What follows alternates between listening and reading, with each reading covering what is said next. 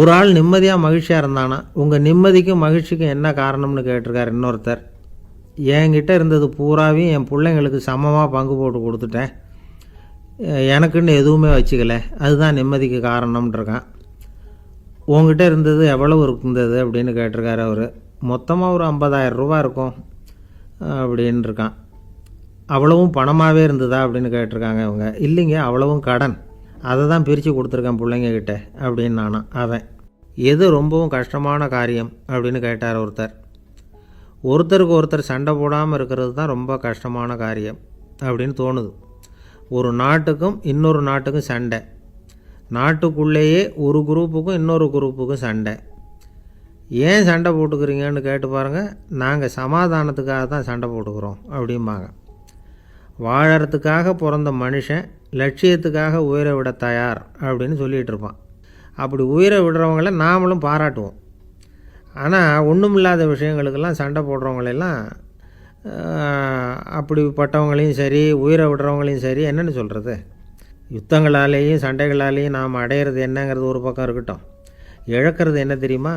ஏராளமான உயிர்கள். ரத்தம் சிந்துறதுக்கு நான் தயார் அப்படின்னு மார்தட்டி சொல்லலாம். ஆனால் ரத்தம் சிந்தினா உயிர் காத்துக்கிட்டு இருக்க தயார் இல்லை. அதாவது உயிர் நமக்காக காத்துக்கிட்டு இருக்க தயார் இல்லை.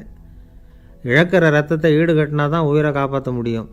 அதனால் இது சம்மந்தமாக ஆராய்ச்சி செய்கிற கட்டாயம் ஏற்பட்டு போச்சு. அதோட விளைவாக புதுசாக ஒன்றை கண்டுபிடிச்சிருக்கிறாங்க.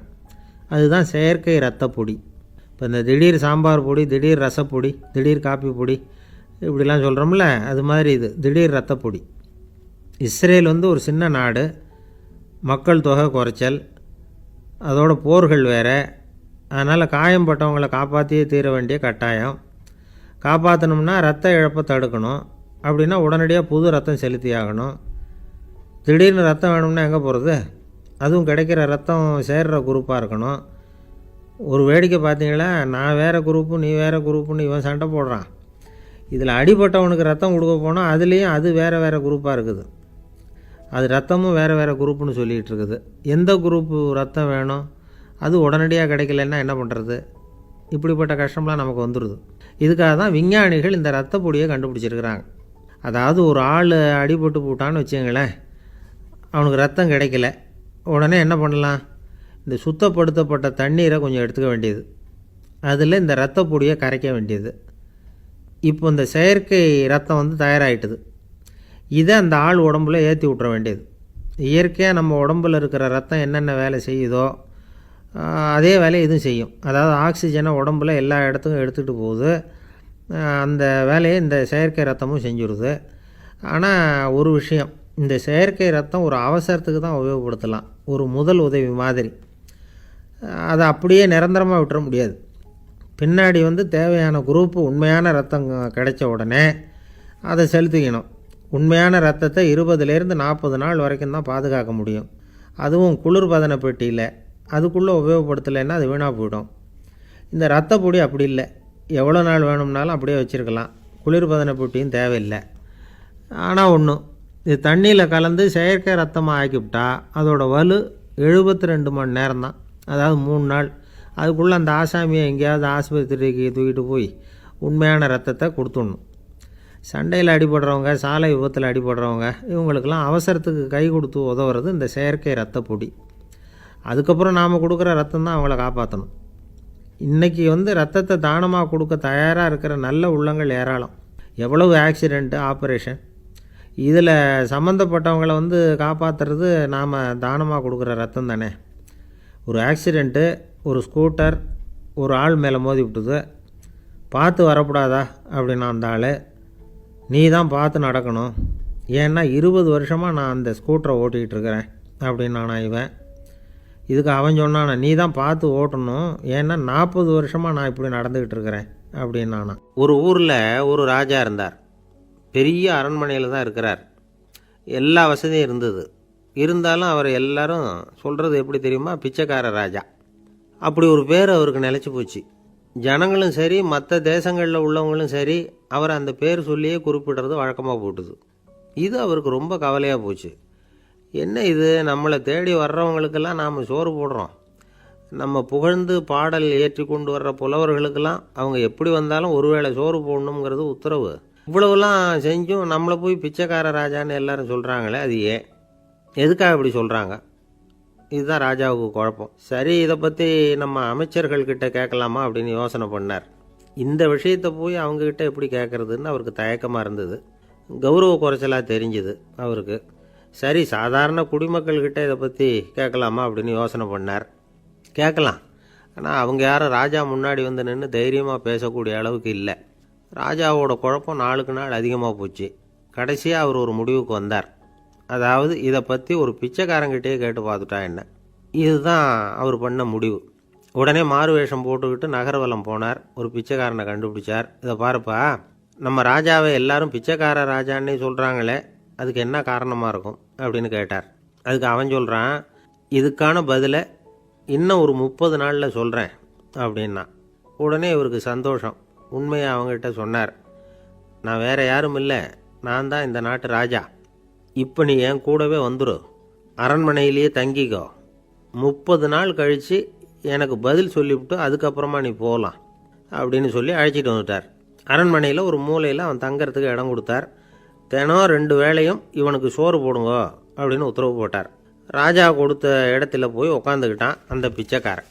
தினமும் அந்த அரண்மனையில் நடக்கிறதையெல்லாம் கவனிச்சிக்கிட்டு வந்தான். வேளைக்கு சாப்பாடு வரும், சாப்பிட்டுக்கிட்டு இருக்கான். இப்படி 30 நாள் முடிஞ்சுது. ராஜா வந்தார். என்ன, என்னோட கேள்விக்கு பதில் என்னன்னு கண்டுபிடிச்சிட்டியான்னார். கண்டுபிடிச்சிட்டேன்னா. என்ன எல்லாரும் பிச்சைக்கார ராஜான்னு சொல்கிறாங்களே, அது நியாயமாக படுதா உனக்குன்னு கேட்டார். நியாயமாக தான் படுது, சந்தேகம் இல்லாமல் நீங்கள் பிச்சைக்கார ராஜா தான். என்ன தான் நீங்கள் வசதியோடவும் படைபலத்தோடவும் இருந்தால் கூட நீங்கள் எங்கள் வர்க்கத்தை சேர்ந்த ஆசாமி தான் அப்படின்னு அடித்து சொல்லிவிட்டான் அந்த ஆள். ஏனால் அப்படி சொல்கிறேன்னு கேட்டார் இவர். அரசே, ஒரு உண்மையை கண்டுபிடிச்சி சொல்கிறதா நான் உங்ககிட்ட சொன்னேன். நீங்கள் ராஜ பரம்பரைன்னா உடனே உங்கள் கழுத்தில் கிடக்கிற முத்து மாலையை கழட்டி பரிசாக கொடுத்துருப்பீங்க, பொன்னையும் மணியையும் கொடுத்துருப்பீங்க. ஆனால் நீங்கள் அப்படி செய்யலை. என்னை ஒரு மூலையில் உட்கார வச்சு 2 வேளை சோறு போட சொன்னீங்க. உங்களை தேடி யார் வந்தாலும், யார் வந்து பாராட்டி பேசினாலும் அல்லது பிரச்சனைகளை சொன்னாலும் நீங்கள் செய்கிற ஒரே காரியம் சோறு போடுறது தான். பிச்சைக்காரனுக்கு சோறு மட்டும்தான் உலகம். உங்கள் விஷயத்திலையும் நீங்கள் அப்படி தான் நினைக்கிறதாக தெரியுது. நல்லா கவனிங்க. எந்த ஒரு பிரச்சனைக்கும் சோறு தான் முடிவுன்னு நினைக்கிறீங்க பாருங்கள். நீங்கள் சந்தேகமில்லாத எங்களை சேர்ந்த ஆள் தான் அப்படின்னு விட்டான் அந்த பிச்சைக்காரன். அதுக்கப்புறம் தான் அந்த ராஜா தன்னுடைய தவறுகளையெல்லாம் திருத்திக்கிட்டாராம். பசின்னு வர்றவங்களுக்கு சோறு தான் போடணும், அது தப்பு இல்லை.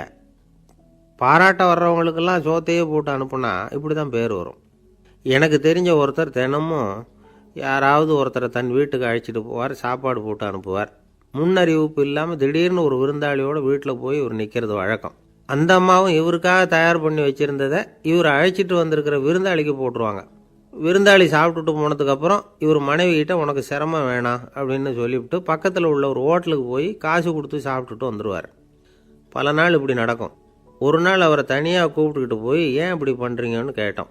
அதுக்கு அவர் சொல்கிறாரு, எங்கள் வீட்டு சாப்பாட்டிலேருந்து தப்பிக்கிறதுக்கு எனக்கு வேறு வழி எதுவும் தெரியல சார், அதனால தான் இப்படி பண்ணிகிட்ருக்கிறேன் அப்படின்னார் ரொம்ப பரிதாபமாக. ஒருத்தன் எப்படி நடந்துக்கிறாங்கிறத வச்சு தான் அந்த ஆள் எப்படிங்கிறத நாம் முடிவு பண்ணுறோம். ஆளுமைன்னு சொல்கிறோம்ல, அதுக்கு சூழ்நிலைகளை ஆளுகின்ற தன்மை அப்படின்னு விளக்கம் கொடுக்குறார் ஒரு உளவியல் நிபுணர். சரி, ஒரு மனிதனுடைய ஆளுமையை உருவாக்குகிற விஷயங்கள் என்னென்ன? பிறப்பு, வளர்க்கப்பட்ட விதம், படிப்பு, நண்பர்கள், சமுதாயம், இப்படி நிறைய உண்டு. ஆளுமையின் அடிப்படையில் சில மனநோய்கள் உண்டாகுது. அதெல்லாம் என்னென்னங்கிறத தெரிஞ்சு வச்சுக்கிட்டோம்னா நம்ம கூட இருக்கிறவங்கள அடையாளம் கண்டுபிடிக்கிறதுக்கு அது ரொம்ப உபயோகமாக இருக்கும். ஃப்ரெனாய்டு ஆளுமை அப்படின்னு ஒன்று. இந்த கோளாறு உள்ளவங்க எப்படி இருப்பாங்க தெரியுமா? அதிக உணர்ச்சி, சந்தேகம், பொறாமை இதெல்லாம் அதிகமாக இருக்கும். வளைஞ்சு கொடுக்க மாட்டாங்க. அடுத்தவங்களோட இணக்கமான உறவு இருக்காது. அவங்க செய்கிற தப்புக்கெல்லாம் அடுத்தவங்களை குறை சொல்லிகிட்டு இருப்பாங்க. இது ஒரு ரகம். அடுத்தது ஸ்கிசாய்டு ஆளுமை அப்படின்னு சொல்கிறாங்க. இந்த கோளாறு உள்ளவங்க அடுத்தவங்களோட பழக கூச்சப்படுவாங்க. சின்ன வயசுலேயே இது ஆரம்பமாயிடுது. பகல் கனவுலேயே சஞ்சரிப்பாங்க. அவங்களுடைய விரோதம், கோபம் இதை கூட வெளியில் காட்டிக்க முடியாமல் இருப்பாங்க. இவங்களுக்கு அகமுகம், பிரச்சனைகள்லேருந்து ஒதுங்கி எதுலேயும் ஈடுபாடு இல்லாதவங்களாக இருப்பாங்க. இப்படி ஒரு ரகம். அடுத்தது சைக்ளோதமிக் ஆளுமை அப்படின்னு சொல்கிறாங்க. அது என்னென்னா உணர்ச்சிகளில் ஏற்றத்தாழ்வு அதிகமாக இருக்குமா. சில சமயம் பார்த்தா மகிழ்ச்சியாக இருப்பாங்க, சில சமயம் சோகமாக உட்காந்துருப்பாங்க. அவங்க மனநிலைக்கு தகுந்த மாதிரி சமூக நிகழ்ச்சிகளில் பங்கெடுத்துக்குவாங்க. இன்னொரு வகை என்னென்னா எண்ணப்பீடிகை ஆளுமை அப்படின்னு பேர் வச்சுருக்கிறாங்க. அதுக்கு இவங்களுக்கெல்லாம் கரெக்டாக இருக்கணும், எல்லாம் சட்டத்திட்டம் எதுலேயும் ஒரு ஒழுங்குமுறை, இப்படி எதிர்பார்க்குற மனோபாவம். இவங்க எதிர்பார்ப்புக்கும் வரன்முறைக்கும் மற்றவங்க கட்டுப்படணும்னு நினைப்பாங்க. இந்த நிலைமை நீடித்தா என்ன ஆகும் தெரியுமா?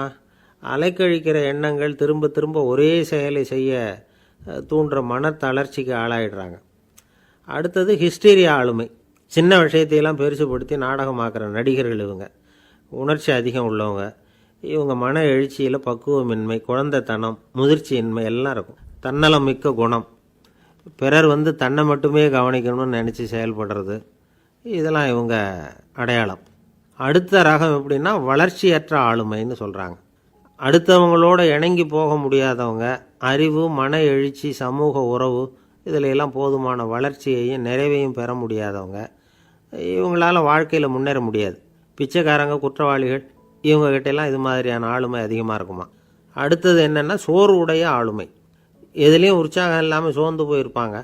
அதுக்கெல்லாம் நமக்கு வலிமை இல்லைப்பா அப்படின்னு சொல்லிகிட்டு இருப்பாங்க. சின்ன விஷயங்களுக்கெல்லாம் அதிர்ச்சி அடையிறது, வாழ்வின் சுவையை அனுபவிக்க முடியாதவங்க. இன்னொரு ரகம் இது கொதித்தெழும் ஆளுமைங்கிறாங்க. எதுக்கு எடுத்தாலும் ஆத்திரம், குரோதம், வன் செயல் இதிலெல்லாம் ஈடுபாடு, இப்படி உள்ளவங்க. நத்தை வகை ஆளுமை அப்படின்னு ஒன்று. அடுத்தவங்க மேலே விரோதம் இருக்கும், அடிக்கணுங்கிற எண்ணம் இருக்கும். ஆனால் அதை அப்படியே வெளியில் காட்டாமல் அதே சமயம் அமைதியான முறையில் வெறுப்பை வெளிக்காட்டுற ரகம். இவங்கெல்லாம் பேசாமல் கம்முன்னு இருந்துக்கிட்டே நினச்சதை நிறைவேற்றிக்கிடுவாங்க. முன்ஜாக்கிரதை ஆளுமை அப்படின்னு ஒரு ரகமாக.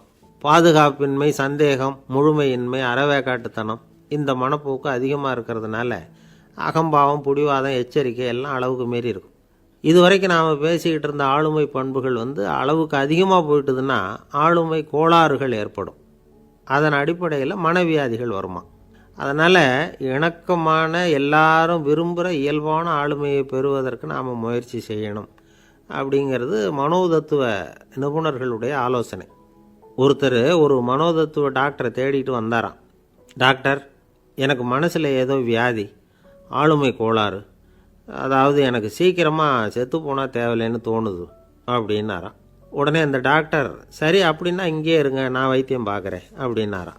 ஆஃபீஸை முடிஞ்சு வீட்டுக்கு போகிற சமயத்தில் ஒருத்தர் கடைக்கு போய் ஸ்வீட் வாங்கினார். சரி, வீட்டுக்கு பிள்ளைங்களுக்கு தான் வாங்கிட்டு போகிறார் அப்படின்னு மற்றவங்க நினச்சாங்க. அவர் அப்படி செய்யலை. அந்த இடத்துலையே பொட்டலத்தை பிரித்தார். திருட மாதிரி அப்படியே சுற்றி ஒரு தரம் பார்த்துக்கிட்டார். யாரும் தெரிஞ்சவங்க இல்லைங்கிறத முடிவு பண்ணிவிட்டு அவசரமாக அதை அப்படியே போட்டு முழுகிவிட்டு கையை தொடச்சிக்கிட்டு நல்ல பிள்ளை மாதிரி நடந்து போக ஆரம்பிச்சிட்டார். அவர் யாருன்னா, அவரோட பிரச்சனை எல்லாருக்கும் தெரியாது, சில பேருக்கு தான் தெரியும். அதாவது அவர் உடம்பில் சர்க்கரை இருக்குதுன்னு டாக்டர் சொல்லிவிட்டாராம். அதனால் வீட்டில் சர்க்கரையே இவர் கண்ணில் காட்டுறதில்ல. அதனால் இவர் யார் கண்ணிலையும் படாமல் இப்படிப்பட்ட வேலைகள்லாம் செய்கிறது வழக்கம். யாருக்கும் தெரியாமல் இப்படி ஸ்வீட்டை வாங்கி சாப்பிட்டுட்டு அவர் பாட்டுக்கு போயிடுறது. இப்படிப்பட்டவங்களுக்கெல்லாம் கொஞ்சம் ஆறுதலான தகவல் இன்றைக்கி. அது என்னென்னா, நாம் சாப்பிட்ற சர்க்கரைக்கும் நம்ம உடம்பில் உள்ள சில கோளாறுகளுக்கும் அப்படி என்ன தான் சம்மந்தம் இருக்குது. இதை பற்றி சமீபத்தில் சில ஆராய்ச்சிகள்லாம் நடந்திருக்குது. ஏன்னா சர்க்கரைன்னாவே விஷம் மாதிரி அதை பார்க்குறவங்களும் சில பேர் உண்டு. சின்ன பிள்ளைங்களுக்கு வயத்தில் பூச்சி உண்டாகிறதுலேருந்து பெரியவங்களுக்கு நீரிழிவு வர்ற வரைக்கும் எல்லாத்துக்கும் சர்க்கரை தான் காரணம்னு சொல்லிகிட்டு இருக்கிறோம். ஆனால் அந்த அளவுக்கு பயப்பட வேண்டிய அவசியம் இல்லை அப்படின்னு சொல்கிறாங்க. சர்க்கரை வியாதி, இருதய நோய், பித்த நீர்ப்பை நோய், இதெல்லாம் சில நோய்கள்லாம் நாம் சாப்பிட்ற சர்க்கரைக்கும் தொடர்பு இருக்குன்னு நினைக்கிறோம். ஆனால் அப்படி சம்பந்தம் உண்டுங்கிறதுக்கு போதுமான அளவுக்கு ஆதாரம் இல்லை அப்படிங்கிறாங்க ஆராய்ச்சியாளர்கள். ஒரே ஒரு சம்பந்தம் தான் உறுதியாக இருக்குதான். அதுவும் இந்த பல் சிதைவு அப்படின்னு இருக்கு இல்லையா, அந்த சர்க்கரை சாப்பிட்றதுக்கும் இந்த பல் சிதைவுக்கும் சம்பந்தம் இருக்குது அப்படிங்கிறத மட்டும் உறுதியாக சொல்கிறாங்க. சர்க்கரைன்னா நாம் சாப்பிட்ற ஜீனி மட்டும் இல்லை, பழம், காய்கறி, பால், தேன் இப்படி எல்லாத்துலேயும் அது இருக்குது. கேரட்டு கொடுக்குற சத்தில் 88% சர்க்கரை, ஆப்பிள் கொடுக்குற சக்தியில் 95% சர்க்கரை. இது ஜீனி சர்க்கரை, இது ஆப்பிள் சர்க்கரை அப்படிங்கிற வித்தியாசம்லாம் உடம்புக்கு கிடையாது. ரெண்டுமே உடனடியாக சக்தி கொடுக்குது. ஒரு ஸ்பூன் சர்க்கரையில் 16 கலோரி தான் சத்து இருக்குது. அதிகமாக சர்க்கரை சாப்பிட்டா நீரிழிவு வந்துருங்கிறது தப்பான ஒரு அபிப்பிராயம். டயபெட்டிஸுங்கிறது ஒரு மெட்டபாலிக் டிஸார்டர், அவ்வளவுதான். அதாவது நாம் சாப்பிட்ற சர்க்கரையை நம்ம உடம்பு திறமையாக உபயோகப்படுத்திக்க முடியல அப்படின்னு அர்த்தம். அதனால தான் அதிகமாக இனிப்பு வேணாம்னு சொல்கிறோம். ஏற்கனவே உடம்பால் முடியாத ஒன்றை மறுபடியும் அது தலையில் சுமத்தி அதிகமாக வேலை வாங்க வேணாமே அப்படிங்கிறதுக்காக தான். ஆகாரத்தில் அதிகமாக சர்க்கரை இருந்தால் அதனால் உடனே சர்க்கரை வியாதி வந்துடும்ங்கிறதுக்கு விஞ்ஞான ரீதியாக போதுமான ஆதாரம் இல்லை. அதனால் எப்போவாவது அதிகமாக ஸ்வீட்டு சாப்பிட்டுட்டா ஐயோ அதிகமாக சாப்பிட்டோமோ என்ன பண்ண போகுது தெரியலையே அப்படின்னு நினச்சி மனசை போட்டு குழப்பிக்க வேண்டியதில்லை. பொதுவாக எதுவுமே அதிகமாக வேண்டாம், எல்லாம் சீராக இருந்தால் போதும். நீரிழிவுங்கிறது புதுசாக வந்துட்ட ஒரு நோய் இல்லை, ரொம்ப காலமாகவே இருக்கிற ஒன்று தான். நம்ம முன்னோர்கள் இதை மதுமேகம் அப்படின்னு சொல்லுவாங்க. அதை கட்டுப்படுத்துறதுக்கு அவங்களே சில வழிமுறையை சொல்லி வச்சுருக்கிறாங்க. அது என்னென்னா வேறு ஒன்றும் இல்லை, இந்த பாவக்காய், முள்ளங்கி, அருகம்புல், அவ்வளவுதான். வெள்ளை முள்ளங்கி இருக்குல்ல, அதை வாரத்துக்கு 3 நாள் சாப்பிட்டுக்கிட்டு வாங்க. நூலுக்கோல் ரொம்ப நல்லது. இல்லைன்னா முள்ளங்கி சாறு 1 ounce சாப்பிட்டுட்டு வரலாம். ரத்தத்தில் சேர்கிற சர்க்கரை அளவை இதெல்லாம் கட்டுப்படுத்துது. சிறுநீரில் காணப்படுகிற சர்க்கரை அளவையும் சமநிலைப்படுத்துது. தினமும் ஆகாரத்தில் கோதுமை, கேழ்வரகு, வெந்தயம், கருவேப்பிலை, சோயாபீன்ஸ் எது கிடைக்குதோ சேர்த்துக்கலாம். இப்படிலாம் செஞ்சுக்கிட்டு வந்தால் அப்புறம் வீட்டுக்கு தெரியாமல் கடையில் போய் நின்றுக்கிட்டு ஸ்வீட் வாங்கி திருட்டுத்தனமாக சாப்பிட வேண்டிய அவசியமே உங்களுக்கு வராது.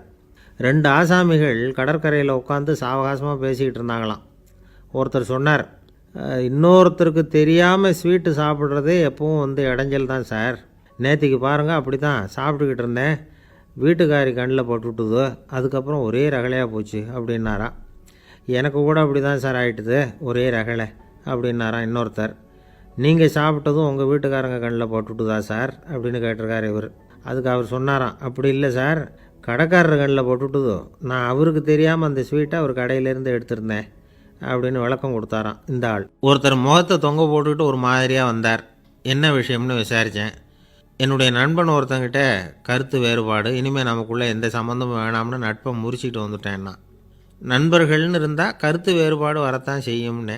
கருத்து வேறுபாடு வராமல் இருக்கிறதுக்கு ஏதாவது வழி உண்டா அப்படின்னு கேட்டாங்க. அதை பற்றி நிபுணர்கள் சில யோசனைகளை சொல்லியிருக்கிறாங்கன்னு.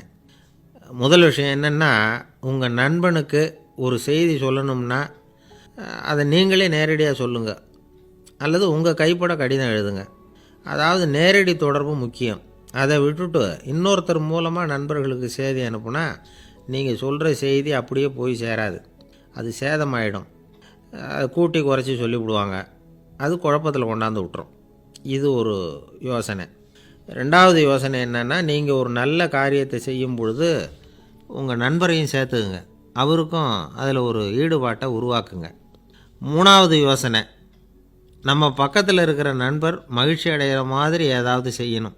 சின்ன சின்ன செயல்களாக இருந்தாலும் பரவாயில்ல, அவர் நமக்கு எதுவும் செய்யலையே, நாம் எதுக்கு செய்யணும் அப்படின்னு நினச்சிக்கிட்டு இருக்கக்கூடாது. 4வது யோசனை என்னென்னா, உங்களுக்கு ஒரு பிரச்சனையா அல்லது உங்கள் நண்பருக்கு ஒரு பிரச்சனையா, எதுவாக இருந்தாலும் 2 பேரும் சேர்ந்து உட்காந்து ஆலோசனை பண்ணுங்கள்.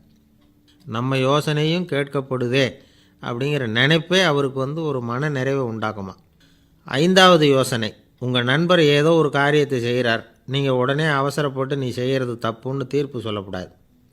அவர் அதை செய்கிறதுக்கான நியாயங்கள் எவ்வளவோ இருக்கும், அதை புரிஞ்சுக்கிறதுக்கு முயற்சி பண்ணணும். 6வது யோசனை, உங்கள் நண்பர் என்ன சொன்னாலும் அதை பொறுமையாக கேளுங்க. அவர் சொல்கிறத புரிஞ்சுக்கணும், அவர் சொல்ல விரும்புகிறத புரிஞ்சுக்கணும், அவர் சொல்ல முடியாமல் தவிக்கிறதையும் புரிஞ்சுக்கணும். இப்படி 3 விதமாகவும் அவரை புரிஞ்சுக்கிட்டு அதுக்கு தகுந்த மாதிரி செயல்படணும். 7வது யோசனை என்னென்னா, உங்கள் நண்பர் உங்ககிட்ட ஏதோ ஒரு கருத்தை சொல்கிறார், அது உங்களுக்கு பிடிக்கல, அதுக்காக உடனே நீ சொல்கிறது சரியில்லை, நான் ஒத்துக்க மாட்டேன் அப்படின்லாம் மறுத்துக்கிட்டு இருக்கக்கூடாது. அவர் சொல்கிறத கேட்கணும், பொறுமையாக சிந்திக்கணும், அதுக்கப்புறம் பதில் சொல்லணும். இப்படிலாம் நடந்துக்கிட்டால் நண்பர்களுக்குள்ள கருத்து வேறுபாடு வர்றதுக்கு வாய்ப்பே இருக்காது அப்படின்னு வல்லுநர்கள் தொகுத்து சொல்லியிருக்கிறாங்க இந்த யோசனைகளை. எனக்கு தெரிஞ்ச சில நண்பர்கள் உண்டு, அவங்களுக்குள்ளேயும் கருத்து வேறுபாடுகள் வராமல் இருக்கிறதுக்கு சில நுட்பங்களை கையாளுறது உண்டு. ஒருத்தர் சொன்னார், அந்த டாக்டர் சின்ன வயசுலேருந்து என் கூட பழகினவர், நாங்கள் 2 பேரும் இணை பிரியாத நண்பர்கள், இருந்தாலும் எனக்கு உடம்பு சரியில்லைன்னா நான் அவர்கிட்ட வைத்தியம் பார்த்துக்க மாட்டேன் அப்படின்னார் ஒருத்தர். ஏன் அப்படின்னு கேட்டேன். எங்கள் நட்பு கெட்டுப்போடக்கூடாது இல்லையா, அதனால தான் அப்படின்னார் இவர். ஒரு மனுஷனுக்கு 3 விதத்தில் கர்வம் உண்டாகிறதுக்கு வாய்ப்பு உண்டு. பணம், பதவி, புகழ். பணம் அதிகமாக வந்தால் கர்வம் வரலாம், பதவி பெருசாக வந்துட்டுதுன்னா கர்வம் வரலாம், புகழ் அதிகமாக போனாலும் கர்வம் வரலாம். இந்த 3 வகையான கர்வத்துக்கும் இடம் கொடுக்காமல் இருக்கிறாங்க பாருங்கள், அவங்க தான் சிறந்த மனிதர்கள்.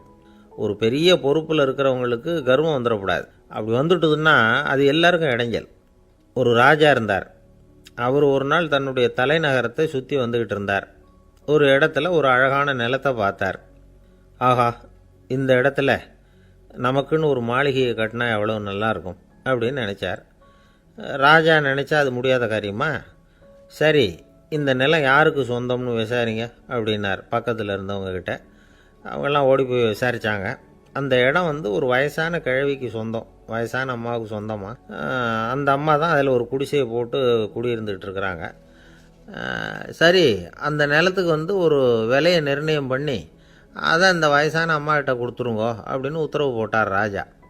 ஆனால் அந்த அம்மா இது எங்கள் பூர்வீக இடம், இதை விற்க மாட்டேன் அப்படின்னு சொல்லிவிட்டுது. சரி, 2 பங்கு விலை கொடுக்குறோம்னு சொல்லி பாருங்க அப்படின்னாங்க. அப்படியே சொன்னாங்க அரண்மனை ஆட்கள். அதுக்கும் சம்மதிக்கலை அந்த அம்மா. இதை கேள்விப்பட்டதும் ராஜாவுக்கு கோபம் வந்துட்டுது. தன்னுடைய ஆளுங்களை கூப்பிட்டார். போய் அந்த குடிசையை பிரித்து எறிங்க, காசெல்லாம் ஒன்றும் கொடுக்காதீங்க அப்படின்னு கத்தினார். அவ்வளோதான். அடுத்த நிமிஷம் அரண்மனை ஆசாமிகள் போனாங்க, குடிசையை பிரித்து எரிஞ்சாங்க. அந்த வயசான அம்மா இருக்குது, அதுவும் அந்த இடத்த விட்டு துரத்தி விட்டாங்க. அந்த இடத்துல ஒரு அரச மாளிகையை கட்டி முடிச்சிட்டாங்க. அந்த வயசான அம்மா பாவம், ராஜாவே இப்படி பண்ணால் யார்கிட்ட போய் முறையிட முடியும்?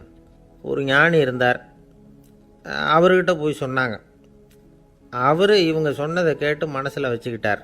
ஒரு நாள் அந்த ராஜாவே இந்த ஞானியை கூப்பிட்டார். புதுசாக ஒரு மாளிகை கட்டியிருக்கிறேன், வந்து பாருங்கன்னு. சரின்னு சொல்லி இந்த பெரியவர் ஒரு நாள் அந்த மாளிகைக்கு போனார். சும்மா போகல, ஒரு கழுதையையும் ஓட்டிகிட்டு போனார். கொஞ்சம் சாக்குகள், வெத்து சாக்கு, அதையும் எடுத்து கழுதை முதுகில் போட்டு கழுதையை ஓட்டிகிட்டு போகிறார். ராஜா பார்த்தார். அவருக்கு இது ஆச்சரியமாக இருந்தது. என்ன இது, மாளிகைக்கு வந்துட்டு போங்கன்னு கூப்பிட்டா கழுதை சாக்கு இதெல்லாம் கூப்பிட்டு வராரே, ஒன்றும் புரியலையேன்னு நினச்சார். எதுக்காக இதெல்லாம்னு கேட்டார். அரசருடைய தோட்டத்திலேருந்து கொஞ்சம் மண் எடுத்துகிட்டு போகிறதுக்கு ஆசைப்பட்றேன், அதுக்கு நீங்கள் அனுமதி கொடுக்கணும் அப்படின்னாரு இவர். இது என்ன வேடிக்கையான கோரிக்கையாக இருக்குது அப்படின்னு நினச்சார் ராஜா. இருந்தாலும் மண் தானே கேட்குறாரு, எடுத்துகிட்டு போகட்டுமே அப்படின்னு நினச்சார். சரின்னு அனுமதி கொடுத்தார். அந்த பெரியவர் தோட்டத்துக்கு போனார், மண்ணை வெட்டினார், சாக்கில் போட்டு நிரப்புனார். ராஜாவை கொஞ்சம் கிட்ட வாங்கன்னு கூப்பிட்டார். இந்த மண் மூட்டையை தூக்கி கழுதையோட முதுகில் வைக்கணும், கொஞ்சம் உதவி பண்ணுங்கன்னார். ஓ, பண்ணுறேனே அப்படின்னு சொல்லி ராஜா கிட்ட போனார். மூட்டையை தூக்கி பார்க்குறாரு, முடியல, திணறி போயிட்டார். இப்போ அந்த ஞானி பேசினாராம். அரசே, இந்த ஒரு சாக்கு மண்ணையே உங்களால் தூக்க முடியல, அந்த கிழவிகிட்ட இருந்து அந்த அக்கிரமமாக அபகரித்த இந்த தோட்டம் பூராவையும் சுமக்கணும்னு ஆசைப்படுறீங்களே, அது உங்களால் முடியுமா அப்படின்னு கேட்டாராம். ராஜா யோசனை பண்ண ஆரம்பித்தார். தன்னுடைய செயலுக்காக வருத்தப்பட்டாராம்.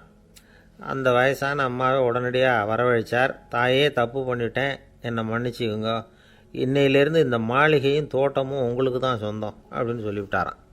போகிறப்ப இந்த உலகத்திலேருந்து எண்ணத்தை எடுத்துகிட்டு போக போகிறோம், அதனால் ரொம்பவும் அலட்டிக்க வேண்டியதில்லை, கர்வப்பட வேண்டியதில்லை அப்படிங்கிறது ஒரு பெரிய உபதேசம். ஒரு பெரிய மனுஷன் சாக கிடந்தார், ரொம்பவும் அழுதார். ஏன் அழறீங்க அப்படின்னு கேட்டாங்க சுற்றி இருந்தவங்க. நான் சாகிறதுக்காக கவலைப்படலை, நான் நம்ம ஜனங்களுக்காக எவ்வளவோ காரியம்லாம் செஞ்சுக்கிட்டு வந்தேன். நான் செஞ்சுக்கிட்டு வந்த சேவையை இனிமேல் யார் செய்ய போகிறாங்க, அது யாரால் முடியும், அதை நினச்சி தான் அழறேன் அப்படின்னாராம். ஒருத்தர் முன்னாடி வந்தார். அதுக்காக நீங்கள் கவலைப்படாதீங்க, உங்கள் சேவையை தொடர்ந்து செய்கிறதுக்கு என்ன மாதிரி இளைஞர் பட்டாலும் தயாராக இருக்குது, இருந்தாலும் எங்கள் கவலை என்னென்னா அப்படின்னு இழுத்தார். என்ன சொல்லுங்கன்னு கேட்டார் அவர். நீங்கள் இது வரைக்கும் என்ன சேவை செஞ்சுக்கிட்டு வந்தீங்க, அதுதான் எங்களுக்கு இன்னமும் புரியாத புதிராக இருக்குது அப்படின்னாராம் அவர். இந்த காலத்து புள்ள ஒருத்தன் தன்னோட அப்பாவை பார்த்து சொன்னான், அப்பா, நான் உனக்கு உதவி செய்யலாம்னு நினைக்கிறேன், என்ன உதவி செய்யணும்னு சொல்லு அப்படின்னா. நீ சும்மா இருந்தால் அதுவே எனக்கு செய்கிற பெரிய உதவிடா அப்படின்னார் அப்பா. சும்மா இருக்கிறதும் ஒரு உதவி தான், அது மாதிரி மௌனமும் ஒரு சமூக சேவை தான் அப்படிங்கிறார் காஞ்சி பெரியவர். நமக்கு 5 புலன்கள் இருக்குது, மெய், வாய், கண், மூக்கு, செவி. இந்த 5லேயும் அதிகப்படியான வேலை எதுக்குன்னு நினைக்கிறீங்க? வாய்க்கு தான். ஏன்னா அதுக்கு 2 வேலை. இப்போ கண்ணுக்கு பார்க்குறது மட்டும்தான் வேலை, காதுக்கு கேட்குறது மட்டும்தான் வேலை. மூக்குக்கு வாசனை அறியறது தான் வேலை, உடம்புக்கு உணர்றது மட்டும்தான் வேலை. ஆனால் வாய் அப்படி இல்லை, அதுக்கு 2 வேலை. சாப்பிட்றதும் அதுதான், பேசுகிறதும் அதுதான். அதாவது வாய் ஒன்று தான் கர்மேந்திரியமாகவும் இருக்குது, ஞானேந்திரியமாகவும் இருக்குது அப்படின்னு சொல்லுவாங்க. சாப்பாட்டில் உட்காந்தா எந்தெந்த ஆகாரம் என்னென்ன ருசின்னு அறிவிக்கிற வேலையும் செய்யுது. சபையில் உட்காந்தா பாடுறது, பேசுறது, சிரிக்கிறது, இது மாதிரியான வேலையும் செய்யுது.